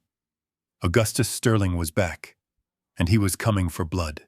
Back in the suffocating confinement of room 112 at the Motel 6, I put on my headphones and adjusted the volume on the receiver. The digital recorder was picking up a signal from the bug I had planted in Derek's office during my midnight trash run. It was a simple device, a relic from the Cold War era, but it transmitted with crystal clarity. The sound of Derek's voice filled my ears, arrogant and loud, overlaying the hum of the motel's air conditioner. He was on the phone, and the conversation I heard made the bile rise in my throat. He wasn't talking to a contractor or a banker. He was talking to a man named Dr. Aris. I knew Aris by reputation. He was a psychiatrist who operated out of a strip mall clinic, a man who had lost his hospital privileges years ago for overprescribing opioids, but who had found a lucrative niche market in providing expert testimony for high-conflict divorces and contested wills. He was a gun for hire with a medical degree. "So let me get this straight, Doc," Derek was saying, his voice dripping with greasy charm. "You review the file I sent over, the one with the notes about the open gate and the stove, and you can give a professional opinion without actually examining him." There was a pause, and then Aris's voice slithered through the speaker, smooth and transactional. "Hypothetically speaking, Mr. Vance, if the behavioral evidence is consistent, I can sign an affidavit attesting that the subject exhibits classic signs of stage 4 Alzheimer's with paranoid delusions. Paranoid delusions are key. It explains why he would refuse help or act hostile toward loving family members.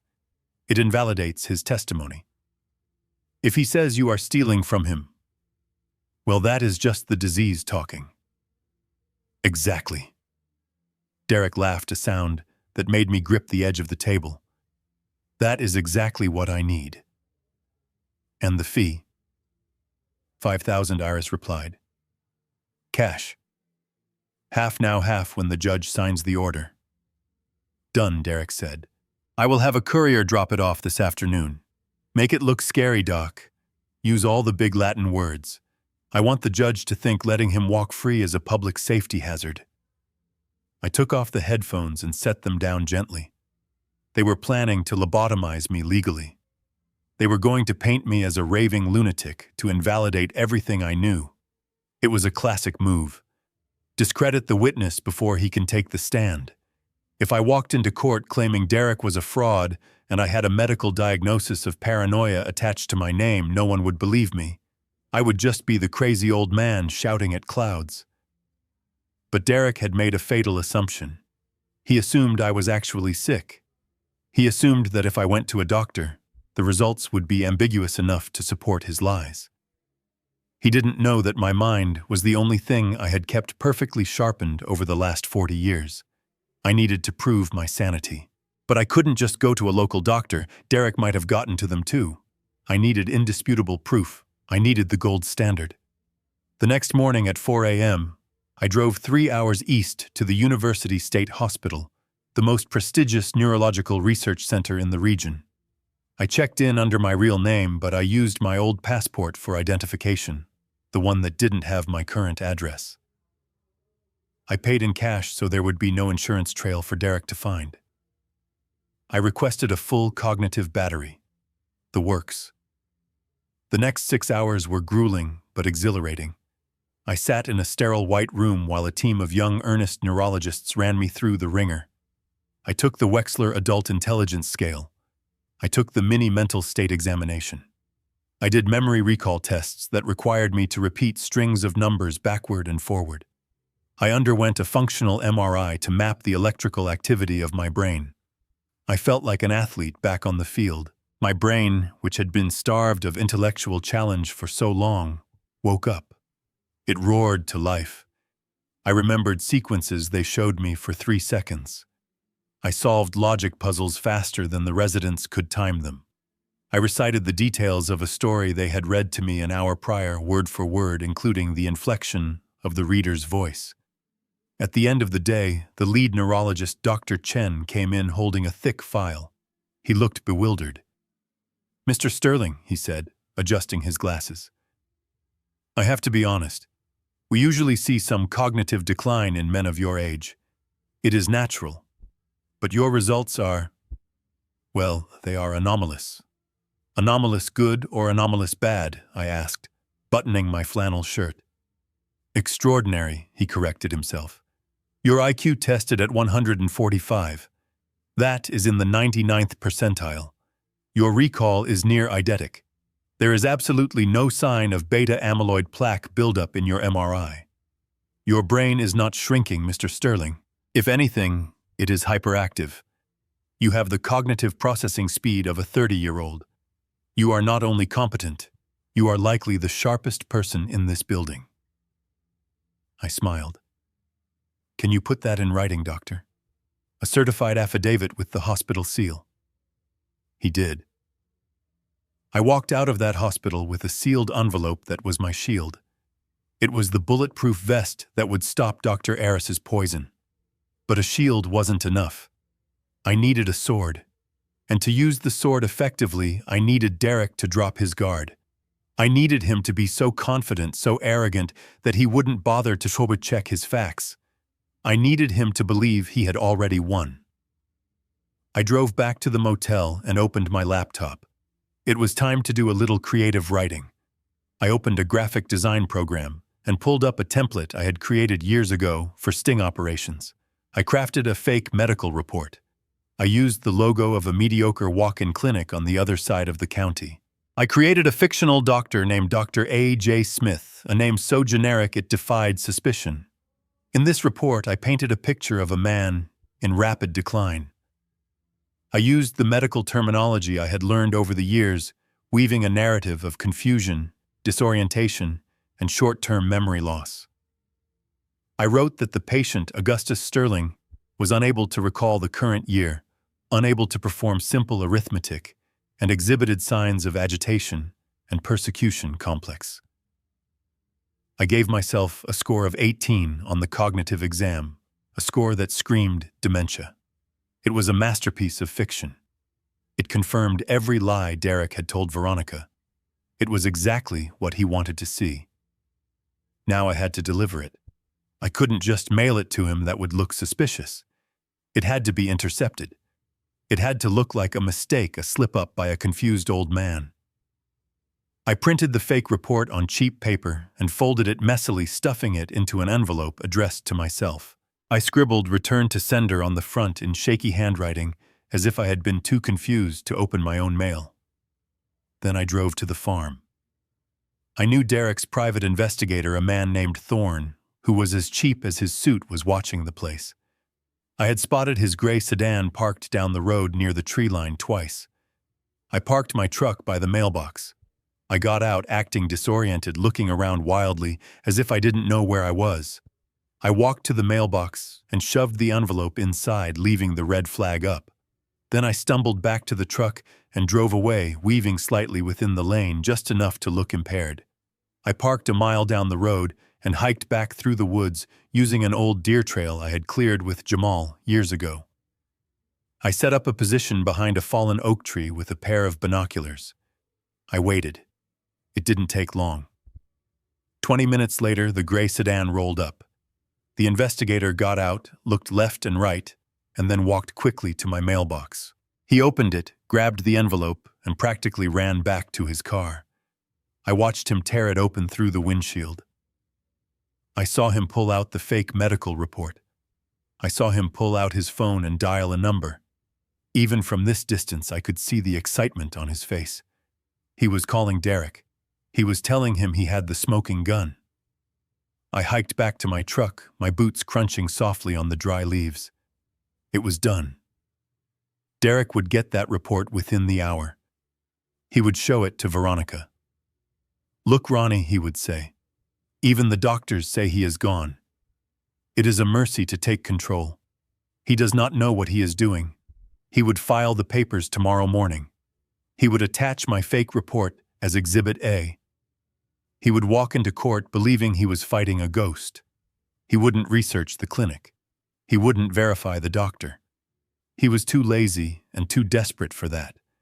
The confirmation bias would blind him completely. I drove back to the Motel 6, feeling a dark satisfaction settling in my chest. The trap was set. The bait was taken. Now all I had to do was wait for the snap. I spent the rest of the night preparing my real evidence. I organized the bank records, the contract from the land sale, the audio recordings, and the real medical report from the university.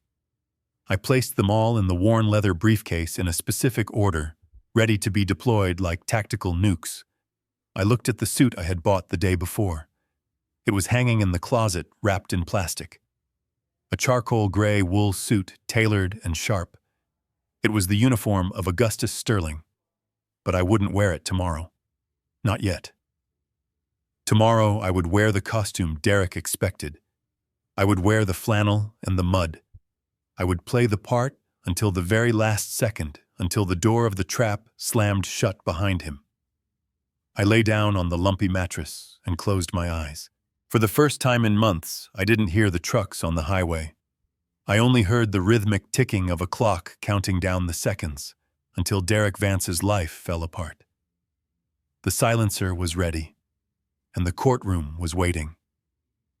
The sun filtering through the high windows of courtroom 402 seemed to spotlight the dust motes dancing in the air, a stark contrast to the heavy, suffocating tension that had settled over the room.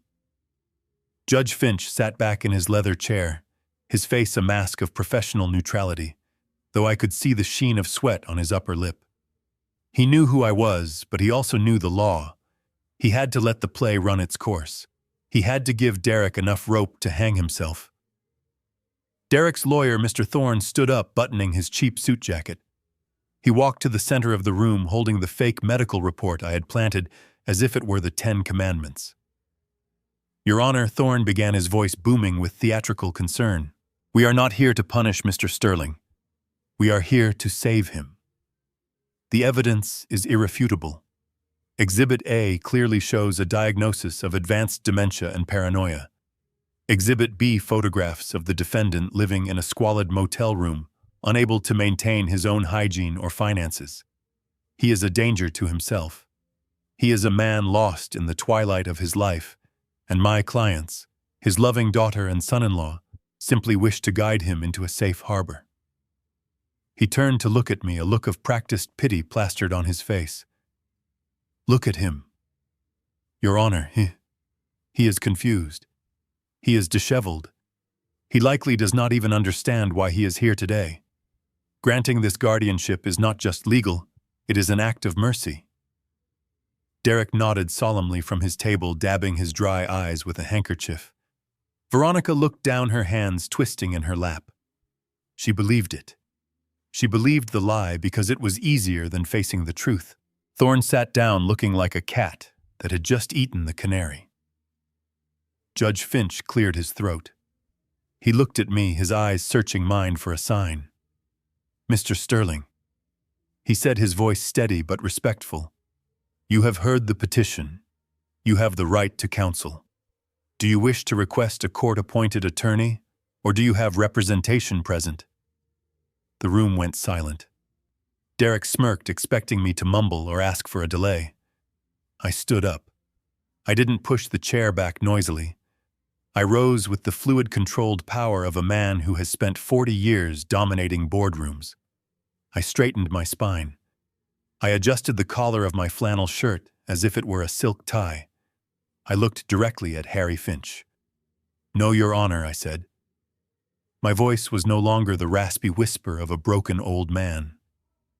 It was a baritone weapon, polished and cold. "I do not require an attorney. I will represent myself pro se." Thorne laughed, a short barking sound. "Your Honor, surely you cannot allow this. The man is medically incompetent. He cannot represent himself. It is a mockery of the court." "Overruled," Finch said sharply, slamming his gavel down before Thorne could finish. "Mr. Sterling has the right to be heard." "Proceed, Mr. Sterling." I walked out from behind the defendant's table. I didn't walk with a limp. I walked with purpose. I approached the witness stand, where Derek had been called to testify earlier regarding the value of my estate. I looked at Derek. He looked back, his eyes narrowing. He sensed the change. He saw the predator behind the prey's mask, but he was too arrogant to run. "Mr. Vance," I began, my voice filling the room without the need for a microphone. "You stated under oath 5 minutes ago that my farm is essentially worthless.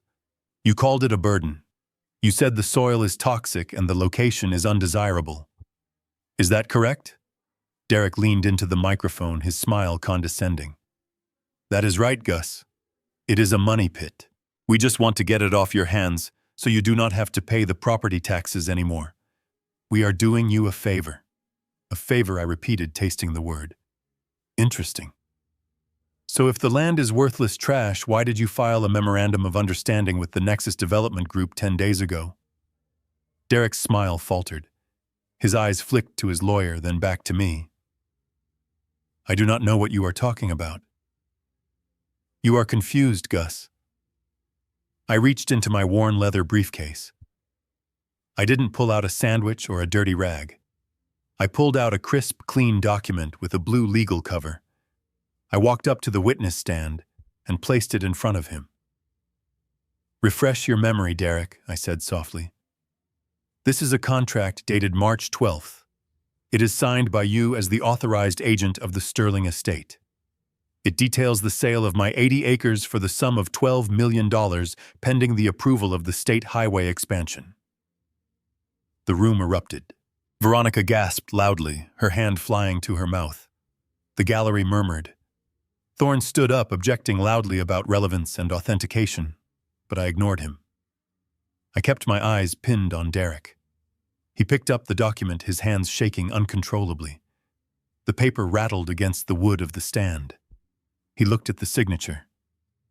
His signature. I do not... This is... He stammered, the sweat breaking out on his forehead, instantly washing away his composure. And tell me, Mr. Vance, I continued, relentless. If the land is worthless, why does this bank statement from your Cayman Islands shell company, DV Holdings, show a wire transfer deposit of $500,000 from Nexus Development on that same day? A deposit labeled signing bonus. I pulled out the second document, the bank record I had reconstructed from his trash. I slammed it down next to the contract. Derek turned a shade of gray that looked like wet cement. He looked at Veronica. She was staring at him, her eyes wide with horror and realization. She hadn't known. He had sold her father's home for $12 million and told her it was worthless. He had pocketed $500,000 while she gave me a $100 bill for charity. You lied to the court, Derek, I said, leaning in close so only he could hear the steel in my voice. You committed perjury. But that is the least of your problems. Because you spent that deposit, didn't you? You sent it to a sportsbook in Las Vegas, and now the loan sharks are calling. Derek looked at me, and for the first time I saw genuine terror. He realized that the old man in the flannel shirt knew everything. He realized he wasn't looking at a victim. He was looking at his executioner. Your Honor, Thorne shouted, desperate to regain control. This is ambush by trial. These documents are not verified. Mr. Sterling is obviously forging papers in his delusional state. Judge Finch looked at the documents. He looked at Derek's sweating face. He looked at me. Mr. Vance, the judge, said, his voice cold as ice. Answer the question.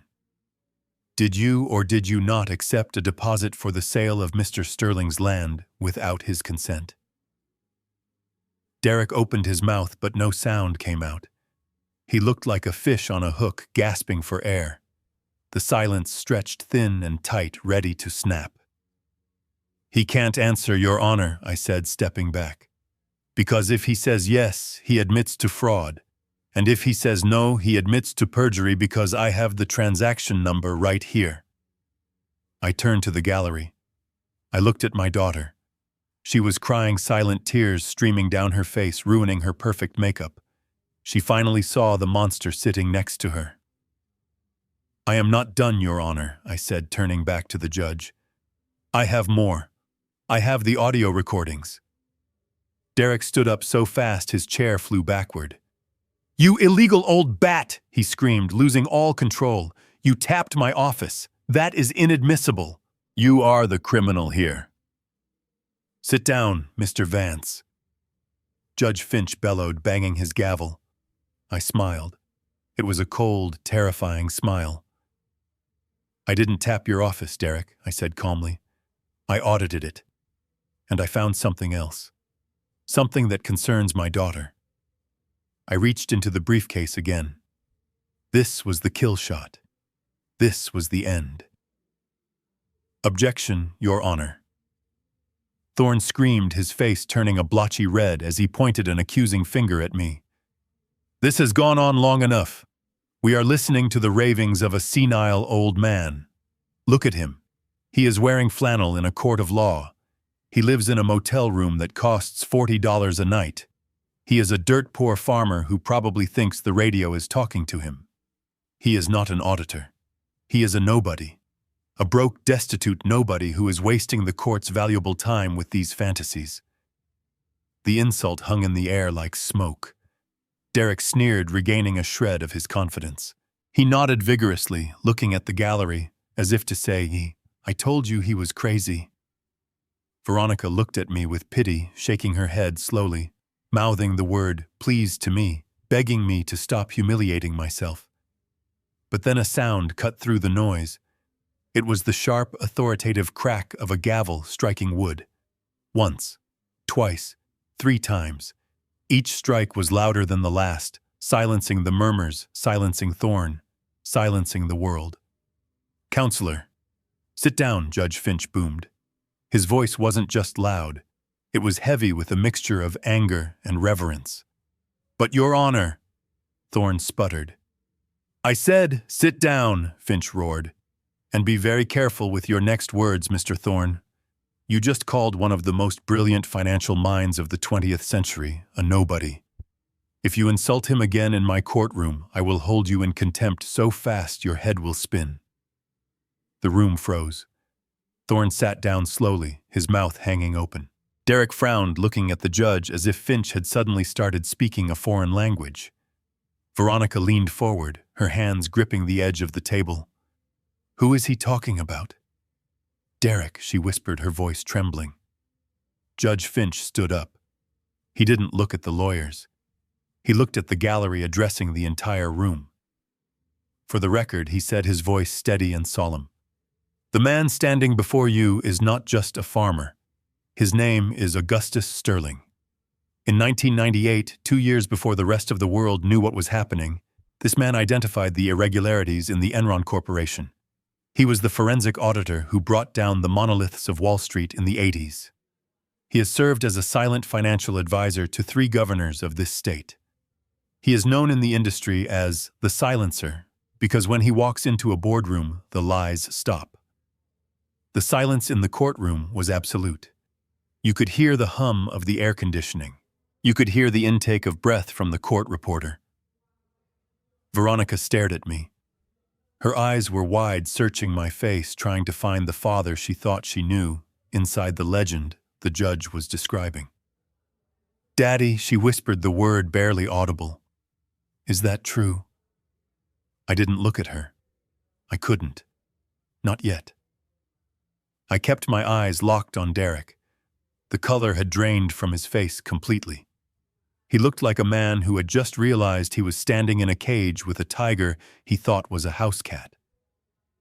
Thorne tried to rally. "Your Honor, with all due respect, that was decades ago. Past glories do not change current realities. The man is clearly destitute. He has no assets. He cannot even afford a suit." I laughed. It was a dry, humorless sound. "Destitute," I repeated. "Is that what you think?" I walked back to the defendant's table. I picked up my worn leather briefcase. It looked old. It looked cheap. But what was inside was worth more than Derek's entire life. I placed it on the railing of the witness stand, right in front of Derek's sweating face. I clicked the latches open. The sound echoed in the quiet room. Snap. Snap. I didn't reach for a ham sandwich or a dirty rag. I reached into the main compartment and pulled out a thick document bound in heavy cream-colored linen paper. It bore a gold-embossed seal on the cover. I held it up for the court to see. "This," I said, my voice projecting to the back of the room, "is the incorporation document for Sterling and Partners. It is a private equity fund.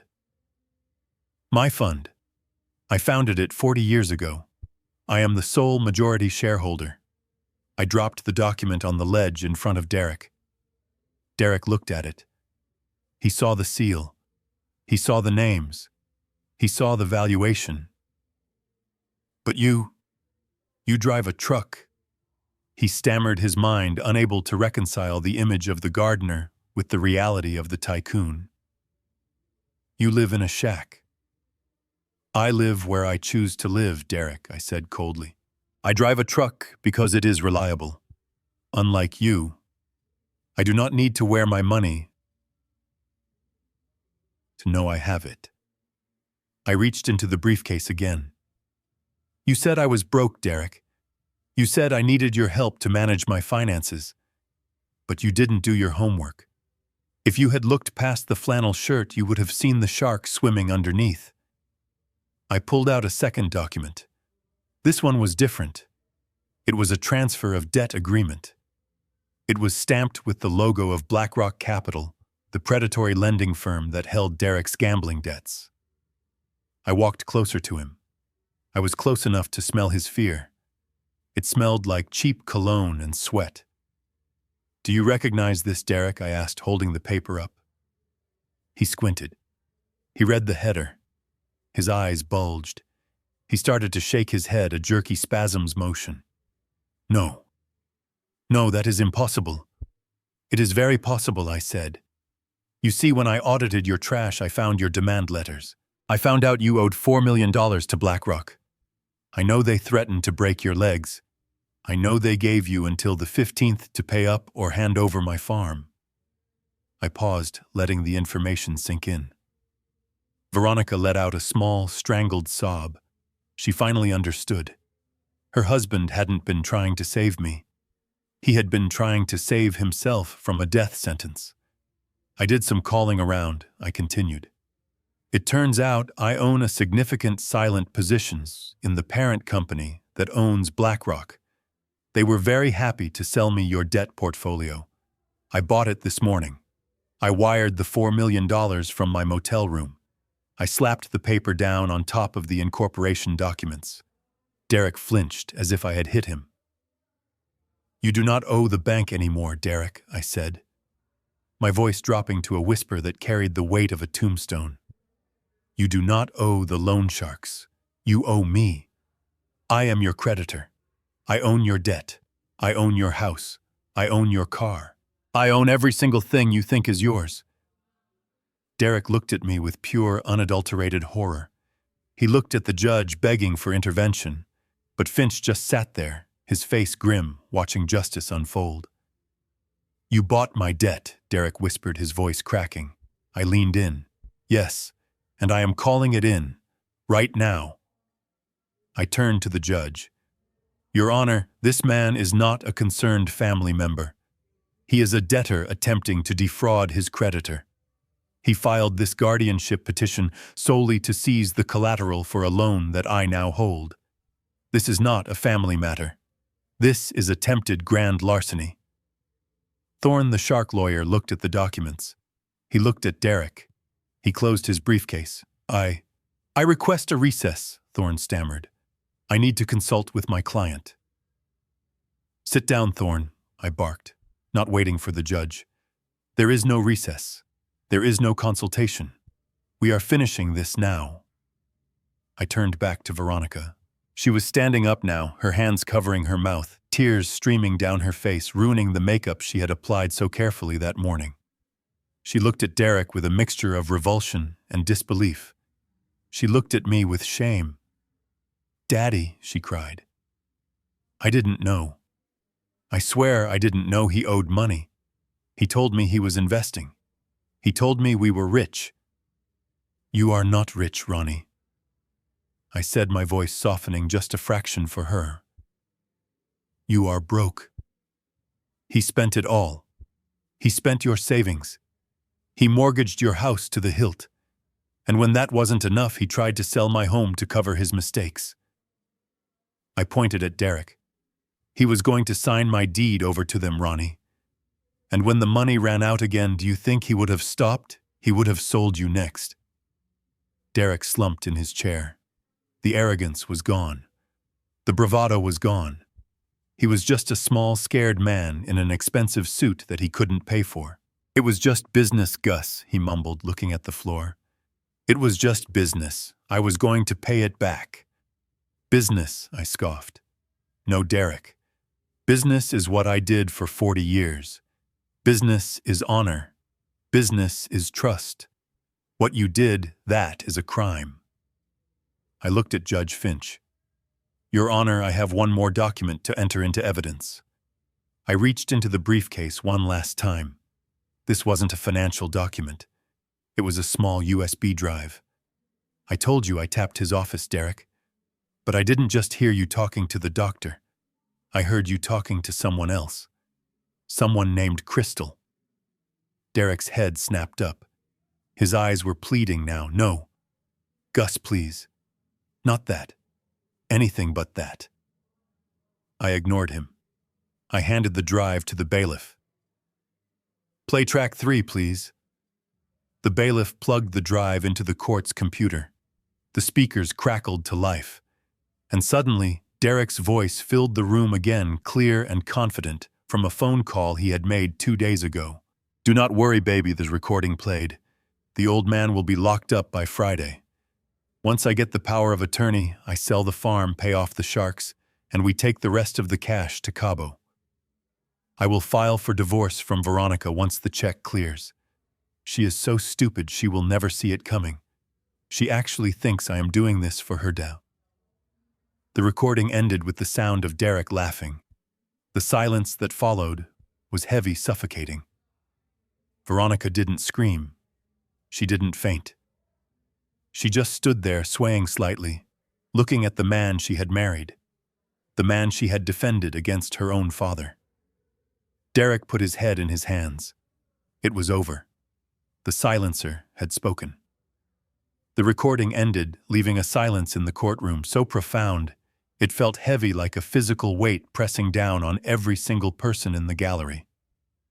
The echo of Derek's laughter from the speakers seemed to hang in the air, mocking the woman standing next to him. Veronica was frozen. She was staring at the man she had loved, the man she had defended against her own father, and for the first time she was seeing a stranger.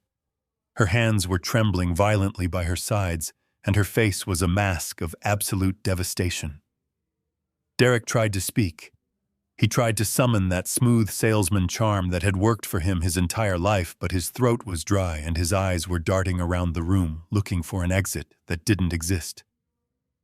"That is not real," he croaked, pointing a shaking finger at the speakers. "That is a deep fake. He manipulated it. He is good with computers, everyone knows that. He made it up to ruin me." I didn't say a word. I didn't have to. I simply reached into my briefcase again. The sound of the leather flap opening was the only noise in the room. I pulled out a stack of high-resolution photographs. I walked over to the jury box, even though there was no jury today, and I laid them out on the railing for the judge to see clearly. "You say the recording is fake, Derek," I said, my voice calm and cold. "But these photographs are very real." The first photo showed Derek sitting in his car in a parking lot. He was handing a thick white envelope to a man in a lab coat. "This is you yesterday afternoon," I continued. "You are in the parking lot of the Quick Care Clinic. And the man taking that envelope is Dr. Aris, the man who signed the affidavit, declaring me incompetent without ever meeting me." I laid down the second photo. It was a close-up taken with a telephoto lens. It showed the envelope open. Inside were stacks of $100 bills. "And this," I said, "is the payment. $5,000 cash." Bribing a medical professional to falsify a diagnosis is a felony, Derek. It is also a violation of federal healthcare laws. Derek looked at the photos. His knees buckled and he had to grab the edge of the defense table to keep from falling. His lawyer Thorne picked up the photos, looked at them once, and dropped them as if they were burning coals. He stepped away from Derek, creating a physical distance between himself and his client. He knew the ship was sinking, and he wasn't going down with the captain.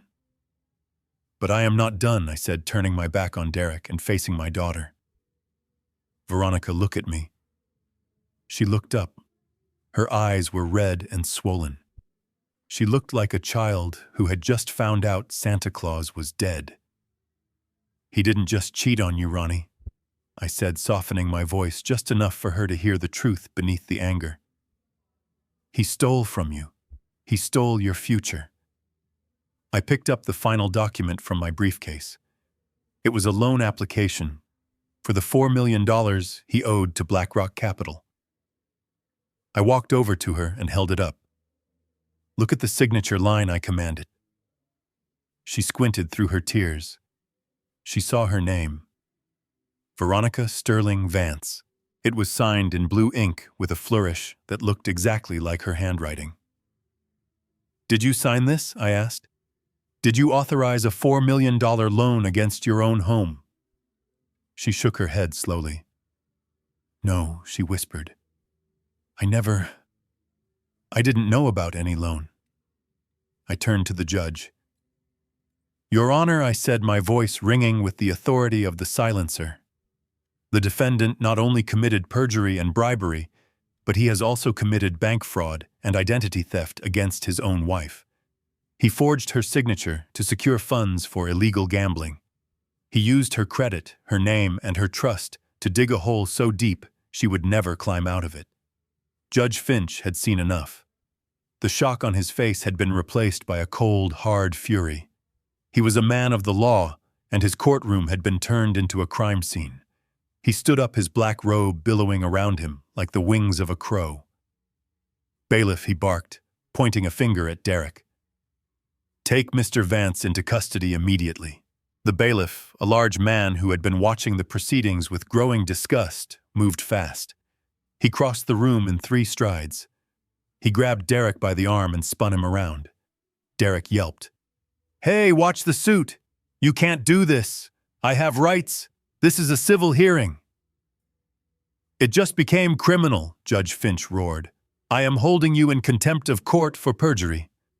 I am also ordering your immediate arrest on suspicion of fraud, forgery, and bribery. The district attorney is already on his way." The sound of the handcuffs ratcheting shut was the sweetest sound I had heard in 20 years. Click, click. Derek struggled. He tried to pull away, but the bailiff held him fast, pushing him down onto the table. The reality of the situation finally crashed down on him. The arrogance evaporated, leaving only a terrified, pathetic coward. And then he did exactly what I knew he would do. He turned on the only person who had ever truly loved him. "Veronica," he screamed, his face pressed against the wood of the table. Tell them you signed it. Tell them you knew about the money." Veronica took a step back, her hands over her mouth. "Do not look at me like that, you stupid woman," he yelled, his voice cracking with desperation. "You wanted this. You wanted the big house. You wanted the cars. You pushed me to make more money. This is your fault. If you weren't so useless and expensive, I wouldn't have had to do this. You drained me dry." The entire courtroom gasped. It was the final betrayal. He wasn't just a thief. He was a parasite who blamed the host for bleeding. Veronica stood there, and I watched the last illusion shatter in her eyes. She looked at the man she had married, the man she had chosen over her own father, and she finally saw him clearly. She saw the greed. She saw the weakness. She saw the hate. "Get him out of here," Judge Finch ordered. The bailiff hauled Derek up by his armpits. Derek was crying now, snot running down his face, kicking his legs like a toddler having a tantrum. "Gus, please," he begged, looking at me with wild eyes. "We can make a deal. I can help you run the fund. I know the market.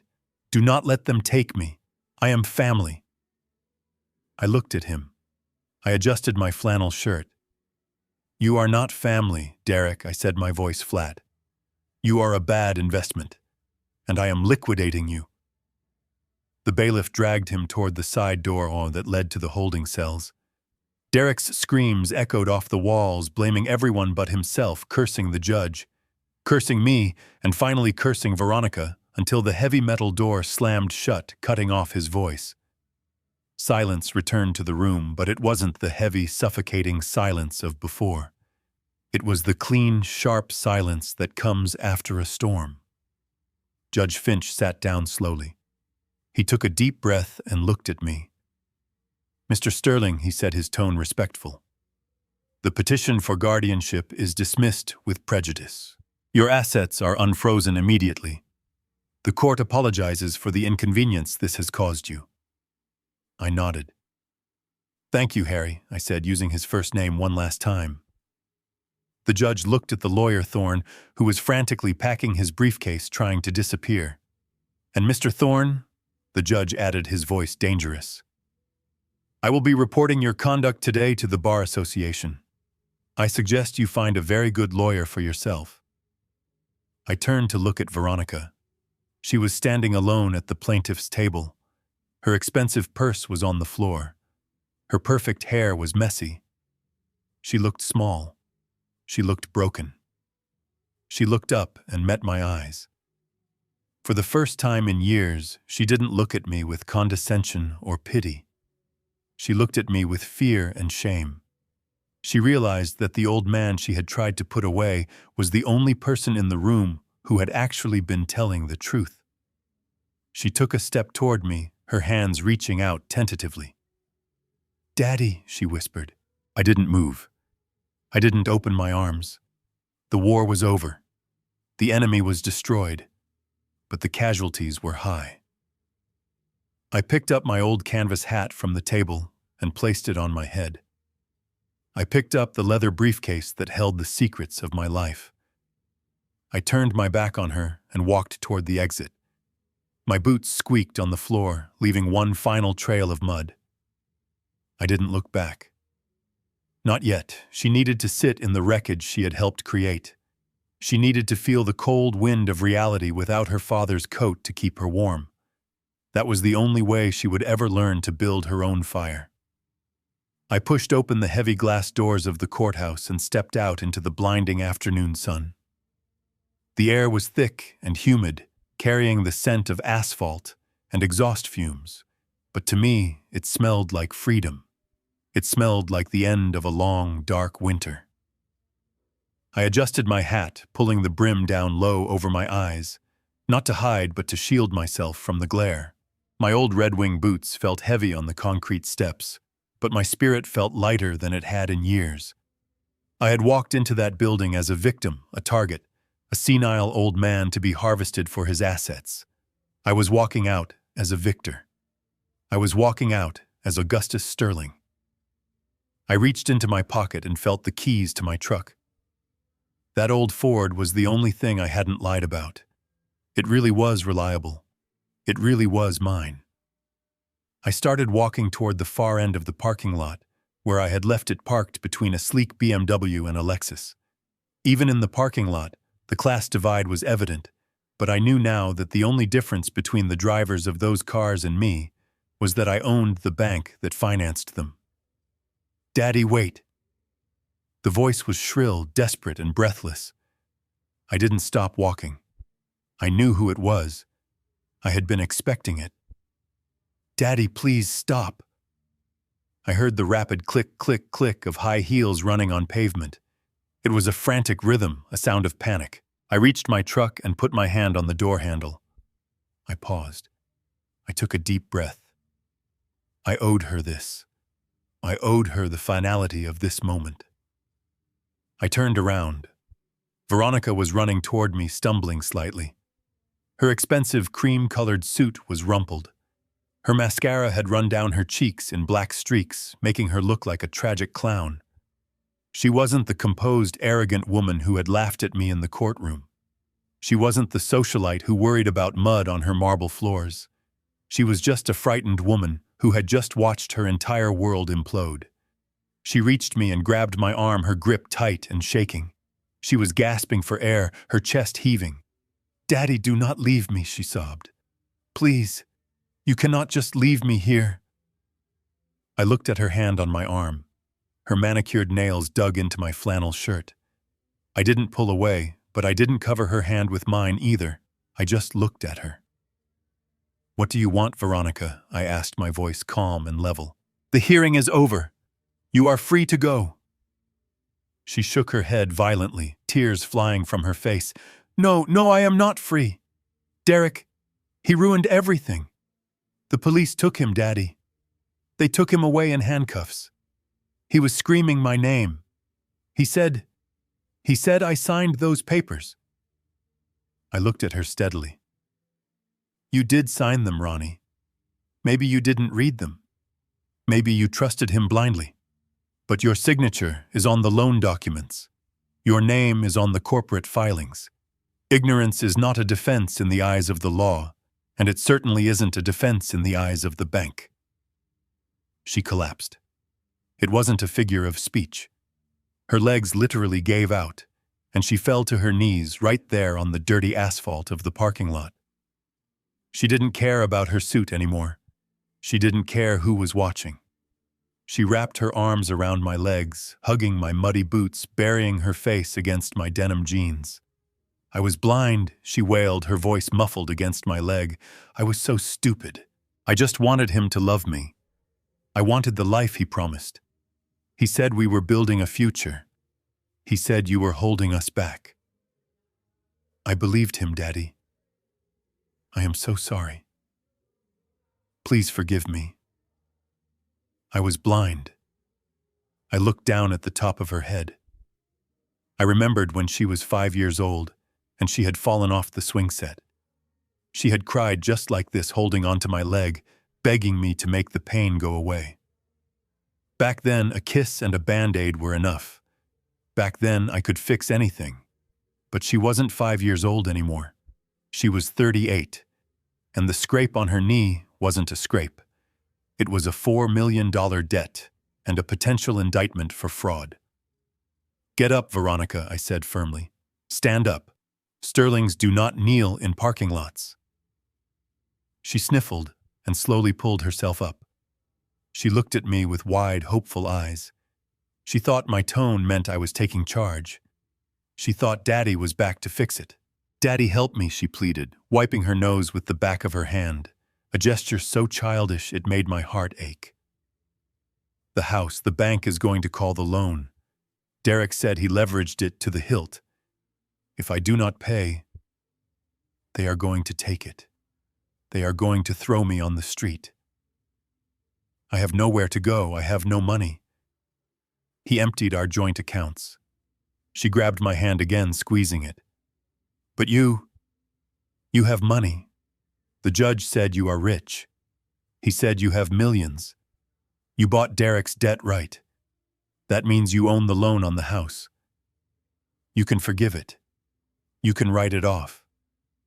Just sign a paper, Daddy. Please. Save my home.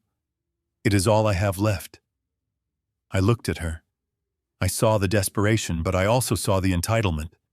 It was buried deep under the fear, but it was there. She still thought the solution to her problems was a check. She still thought that because I had money, her problems would disappear. She hadn't learned the lesson yet. She had only felt the sting of the whip. She hadn't learned why it was cracking.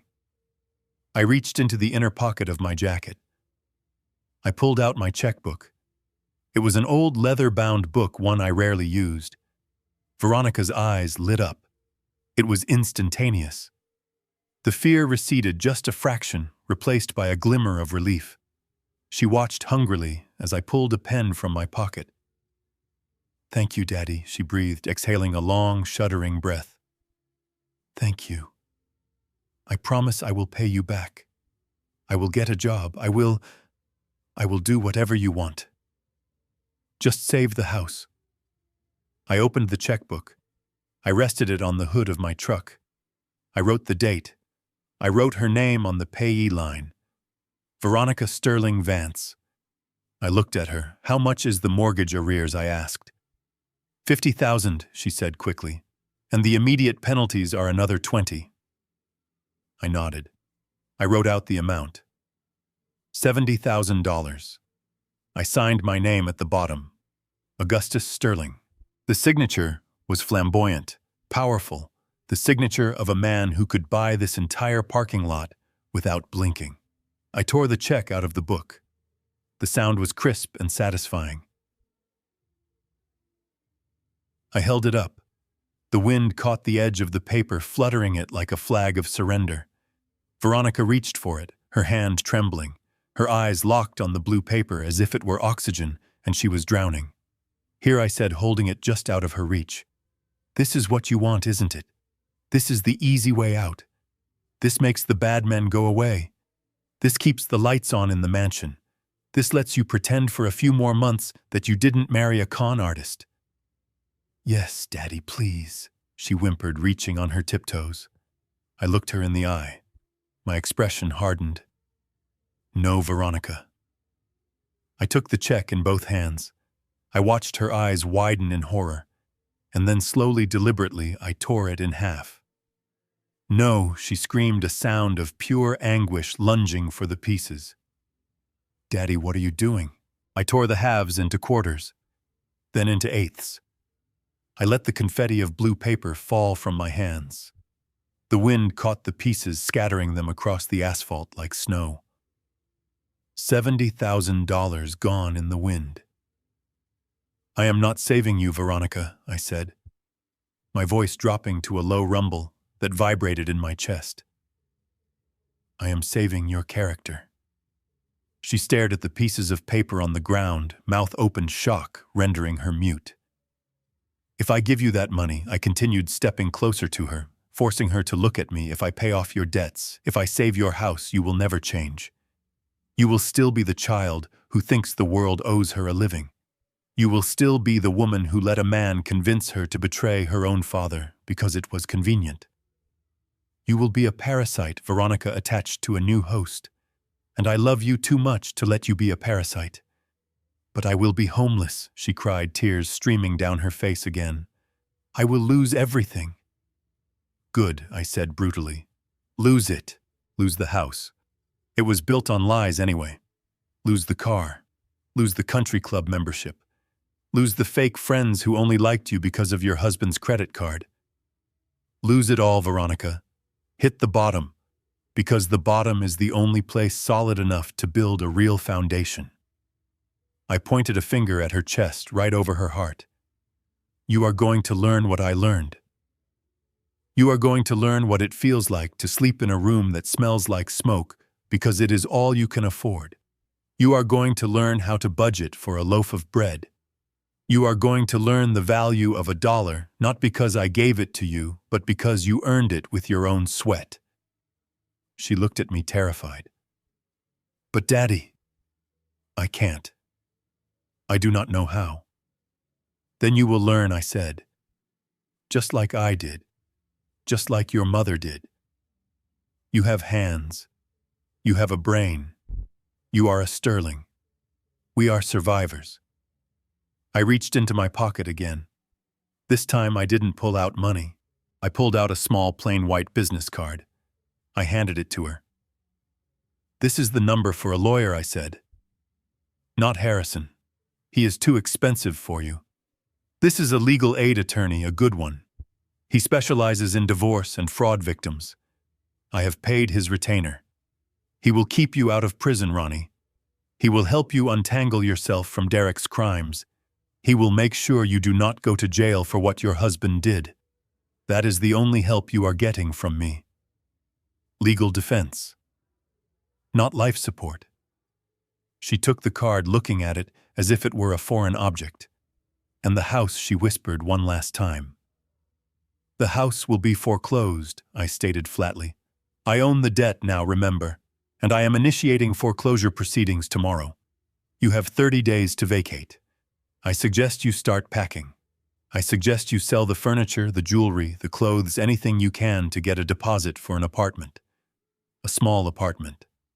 One you can afford, waiting tables or answering phones. She looked up at me, and for the first time I saw something other than greed or fear.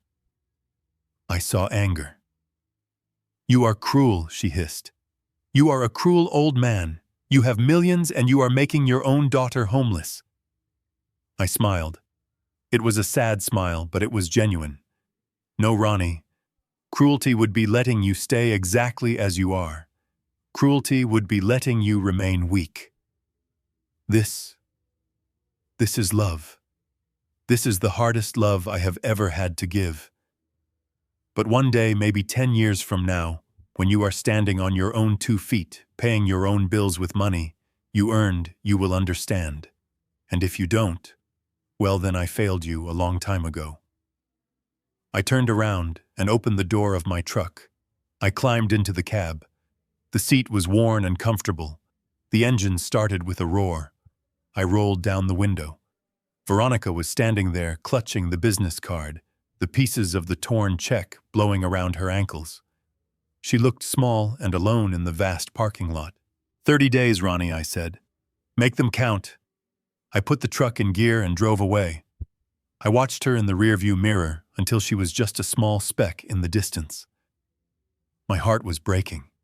Every instinct in my body screamed at me to turn around, to go back, to wrap her in my arms and write another check. But I kept driving. I drove toward the highway, toward the water, toward the future. I had broken her heart today. I had shattered her world. But I had saved her soul. And that was a price I was willing to pay. The water of the bay was calm today, a sheet of polished glass reflecting the gray blue of the early morning sky. The only sound was the gentle lapping of waves against the hull of my boat and the rhythmic clicking of a fishing reel. It was a 30-foot trawler, nothing fancy, nothing that shouted wealth to the world. I had named her Martha's Dream, painted in neat white letters on the stern. It was the boat we had always talked about buying, the one we were going to use to sail up the coast when we retired. She never got to step foot on the deck, but I felt her presence in the salty breeze and the warmth of the sun. I sat in the captain's chair, a fishing rod in my hand, my old canvas hat pulled low over my eyes. Sitting across from me, holding a can of cheap beer and looking happier than I had ever seen him in a robe, was Harry Finch. He wasn't Judge Finch out here. He was just Harry, the man who had remembered honor when it mattered most. "You know, Gus," Harry said, looking out at the horizon where the water met the sky. "People in the courthouse still talk about that day. They call it the Red Wedding of Probate Court.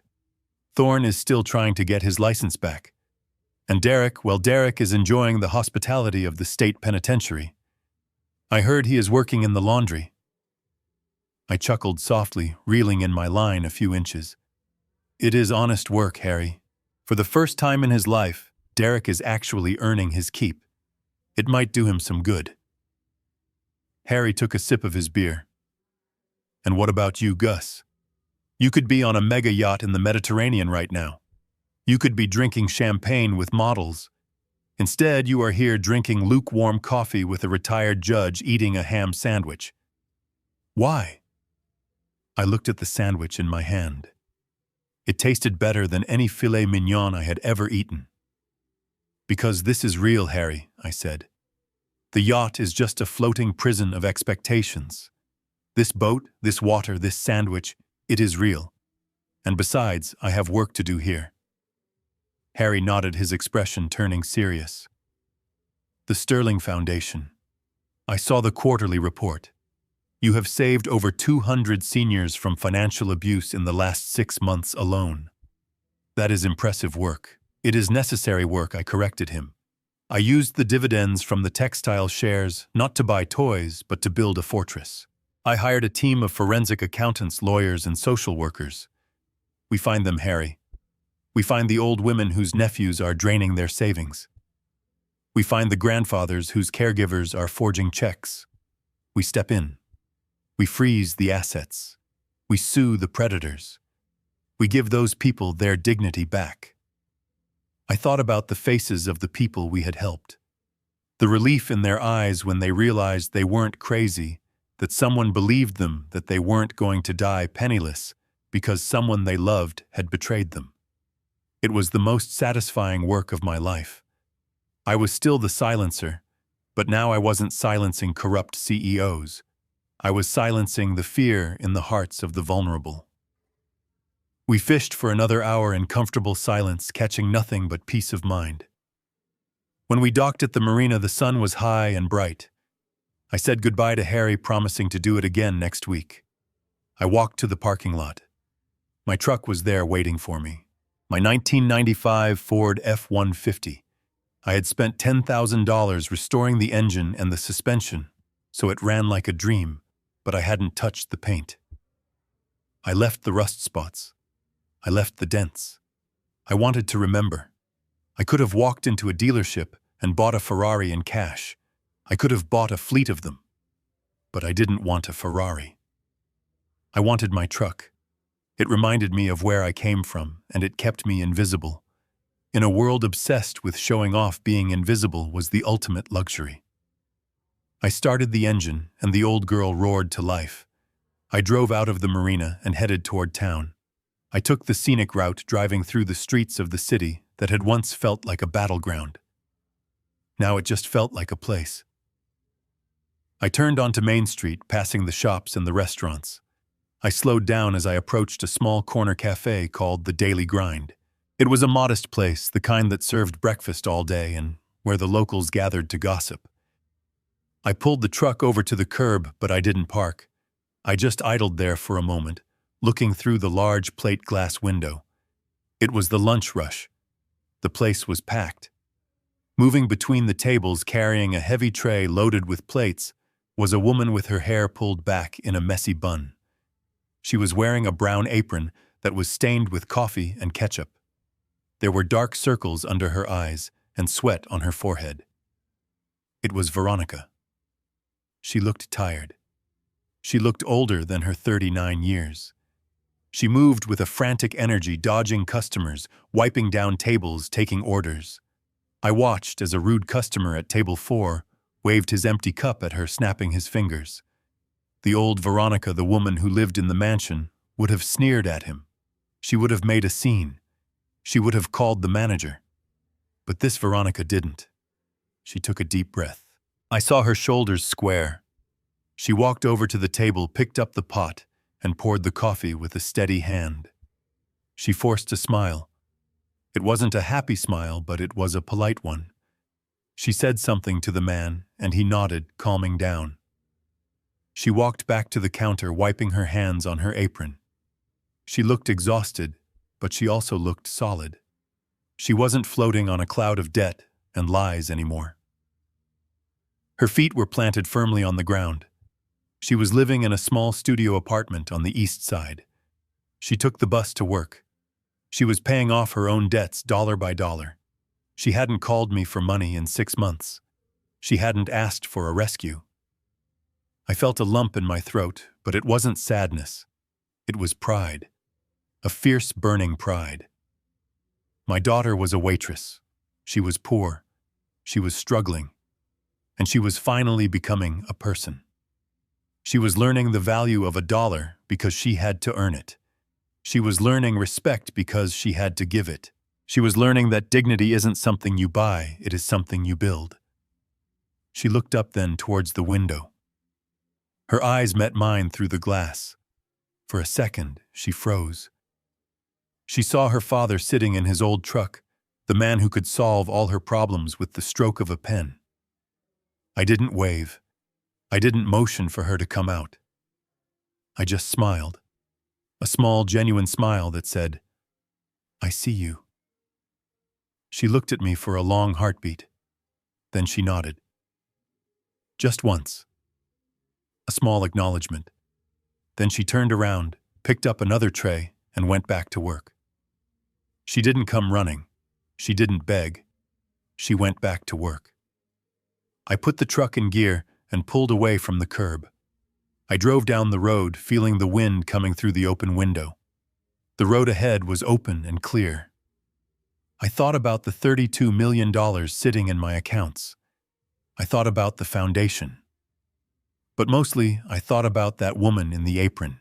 I realized then that the greatest inheritance I could ever leave her wasn't the money. If I had given her the millions, she would have remained a child forever. She would have remained weak. By taking everything away from her, I had given her the only thing that mattered. I had given her her life back. I had given her the chance to find out who she really was when the lights went out and the audience went home. The greatest asset I leave to my daughter is not $30 million. It is the ability to stand on her own 2 feet, without crutches, without lies, without me. That is the only wealth that cannot be stolen. That is the only legacy that lasts.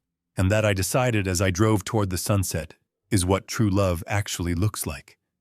It does not look like a check. It looks like letting them fall so they can learn how to fly. My name is Augustus Sterling, and I am finally at peace. Sometimes the people who love us the most are the ones who refuse to save us from ourselves. We live in a world that equates love with comfort, that thinks a good parent removes every obstacle from a child's path. But true love is often uncomfortable. It requires the immense courage to stand back and watch someone struggle, knowing that the struggle is the only way they will grow. Enabling is not love, it is fear. Breaking the cycle of dependency is the hardest thing you will ever do, but it is the only way to build a legacy of strength rather than entitlement. If this story resonated with you, if you have ever had to make a hard choice to help someone grow, please hit that like button. It helps share this message with others who might need to hear it. Subscribe to the channel for more stories about justice, resilience, and the hard truths of life. And tell me in the comments, have you ever practiced tough love or been on the receiving end of it? How did it change you? I read every comment, and I would love to hear your story. Until next time, stay strong and keep it real.